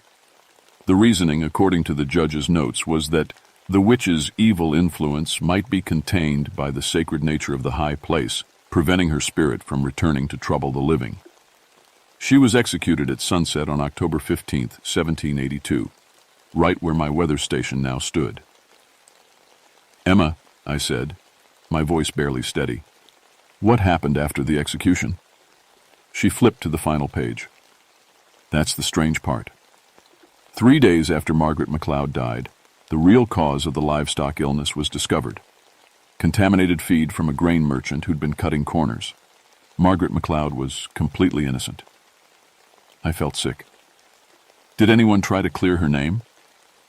Who was going to admit they'd killed an innocent woman? The records got buried, forgotten. Most people today don't even know it happened. Emma closed the folder. Why are you really asking about this, William? I couldn't tell her about the lights, about the voices on the radio. Instead, I thanked her and headed back up the mountain with copies of every document she'd let me take. That night, the lights were waiting for me. Not 3 or 4 this time, dozens of them, spread across the peak like stars fallen to earth. They pulsed in unison, a slow rhythm like a massive heartbeat. My electromagnetic sensors were registering readings that should have been impossible without a direct lightning strike. I set up my radio and waited. The voice came through clearer than ever before. You know the truth now. It was definitely a woman's voice, with that same formal, old-fashioned accent I'd been hearing all week. But now I could place it. It sounded like the speech patterns from the court transcripts Emma had shown me. Margaret, I said into the radio. The lights flared brighter, and the electromagnetic readings spiked off the charts. Margaret McLeod, innocent of all charges, murdered by fear and ignorance. Thunder rumbled overhead, though there wasn't a cloud in the sky. What do you want from me? Justice denied in life. Truth acknowledged in death. The mountain remembers. Make others remember too. The wind picked up and I felt electricity in the air, like the moment before lightning strikes. Every hair on my body stood on end. I don't know how. The records exist. The truth exists. Speak it. That's when the real storm hit. Not a weather storm. Something else entirely. The lights began moving, swirling around the peak in a pattern that hurt to look at. My radio exploded with voices, dozens of them, all talking at once about injustice, about innocent blood spilled, about wrongs that demanded to be made right. The electromagnetic pulse knocked out every piece of equipment in the station. Emergency power, backup radio, even my flashlight died. The only light came from outside, where Margaret McLeod's spirit danced in the darkness, bright as lightning, and twice as danger. I realized I wasn't just dealing with a ghost story anymore. I was trapped on a mountaintop with the angry spirit of a woman who'd been wrongfully executed, and she wasn't going to let me leave until I promised to clear her name. The storm that hit Grandfather Mountain that night wasn't in any weather forecast. It came out of nowhere, a massive electrical system that turned the peak into the center of the most violent lightning activity North Carolina had ever recorded. But I wasn't watching the lightning anymore. I was watching Margaret. She appeared in the middle of the electromagnetic chaos, not as a ball of light, but as a woman made of pure electrical energy. I could see her face, her clothes, even the rope marks around her neck. She wore a simple dress from the 1700s, and her hair was pulled back in a style I recognized from old portraits. But her eyes burned with almost 300 years of rage and injustice. They called me witch, she said, her voice coming from everywhere at once. The radio, the wind, even vibrating through the metal walls of the weather station. They feared what they did not understand. Lightning struck the summit again and again, each bolt seeming to feed her manifestation. She grew more solid, more real, until I could see every detail of her face, twisted with fury. I healed their children when fever struck. I delivered their babies when no doctor would come to the mountains. I tended their sick animals with herbs the Cherokee taught me to use. Her voice rose with each word, and the lightning strikes came faster. And when their grain merchant poisoned the livestock, they needed someone to blame, someone different, someone alone. Another massive bolt hit so close I felt heat wash over me. In the flash, I saw Margaret step closer, electrical energy crackling around her like a living thing. They dragged me up this mountain in chains, made me kneel at the very spot where your station now stands. The last thing I saw was the sun setting behind those peaks while they put the rope around my neck, and the storm was getting worse. Lightning was striking the summit every few seconds now, and I could smell ozone and burning metal. My weather station was built to withstand electrical activity, but not this. Nothing was built to withstand this. "Margaret," I shouted over the thunder, "what do you want me to do? Tell the world what really happened." Lightning crashed around us like artillery fire. 3 centuries I have been trapped here, bound to this place by their lies and injustice. 3 centuries of being remembered only as a witch, a danger, something evil to be feared. She was right in front of me now, close enough that I could feel the electrical charge coming off her like heat from a furnace. The metal weather instruments around us started glowing red hot. Make them remember Margaret MacLeod the healer, not Margaret MacLeod the witch. Make them acknowledge the innocent woman they murdered. I will, I said, meaning it. I promise I will. But you're going to kill me if this storm gets any worse. She paused, and for a moment the lightning slowed. I could see something besides rage in her electric eyes. Grief, loneliness, a desperate hope that maybe, finally, someone would listen to her story. You swear it? On your life and honor, you swear to tell the truth? I swear. The change was immediate. The lightning stopped as suddenly as it had started. The electromagnetic readings on my few surviving instruments dropped back to normal levels. Margaret's manifestation began to fade, but her voice remained clear. Then I will hold you to that promise, William Thornberry. And if you break your word, I will return with a storm that makes this one look like summer rain. The mountain fell silent, except for the wind through the trees and the settling sounds of overheated metal cooling down. I was alone on the peak again, but I knew I wasn't really alone. Margaret MacLeod Wabell is still there, waiting to see if I'd keep my promise. And I intended to. It took me 6 months to do it right. I started with Emma Caldwell at the library, showing her my weather data from that night and explaining what I'd experienced. She didn't believe the supernatural part. How could she? But she was fascinated by my interest in clearing Margaret MacLeod's name. Together, we researched everything we could find about the 1782 witch trial. We tracked down descendants of the original judge and jury members, found more court records in the state archives, even located the grain merchants' business ledgers that proved the livestock had died from contaminated feed, not witchcraft. The local historical society agreed to review the case. It helped that I had an impeccable reputation as a park ranger and meteorologist. People trusted me to stick to facts. When I presented the evidence, they agreed unanimously. Margaret MacLeod had been wrongfully executed. On October 15, 1970, exactly 188 years after her death, the Caldwell County Historical Society officially exonerated Margaret MacLeod of all charges of witchcraft. They erected a small memorial plaque at the base of Grandfather Mountain, acknowledging her as a healer and midwife, wrongly accused and unjustly executed. The night after the exoneration ceremony, I was up at the weather station when the lights appeared one last time. Just one this time, soft and blue and peaceful. It hovered near the memorial plaque location for a few minutes, pulsed 3 times like a thank you, and then faded away forever. I never saw the witch lights again. That was 15 years ago. I retired from the Park Service in 1980 but stayed in the area. These days, I volunteer with the Historical Society, helping research other cases of historical injustice in the mountains. You'd be surprised how many people were wrongly accused of things over the centuries. Witchcraft, theft, murder. A lot of innocent folks got buried under lies and fear. I tell Margaret's story to anyone who'll listen. Tour groups, school kids, histories, eye buffs. Most people think it's just another mountain legend, which is fine by me. But sometimes, especially when I'm talking to someone who's been wrongly accused of something themselves, I see recognition in their eyes. They understand that justice delayed doesn't have to mean justice denied. The funny thing is, Grandfather Mountain has become known for its unusual electromagnetic activity. Scientists come from universities all over to study the atmospheric electrical phenomena that occur at the summit. They measure and graph and theorize, but they can't explain why the mountain generates more electrical activity than anywhere else in the region. I could tell them, but they probably wouldn't believe me. The mountain remembers. It remembers Margaret MacLeod the healer, not Margaret MacLeod the witch. And as long as people remember the truth, her spirit can finally rest in peace. But I still keep my weather equipment running up there, just in case. Because there are other mountains in Appalachia, other peaks where innocent people met unjust ends.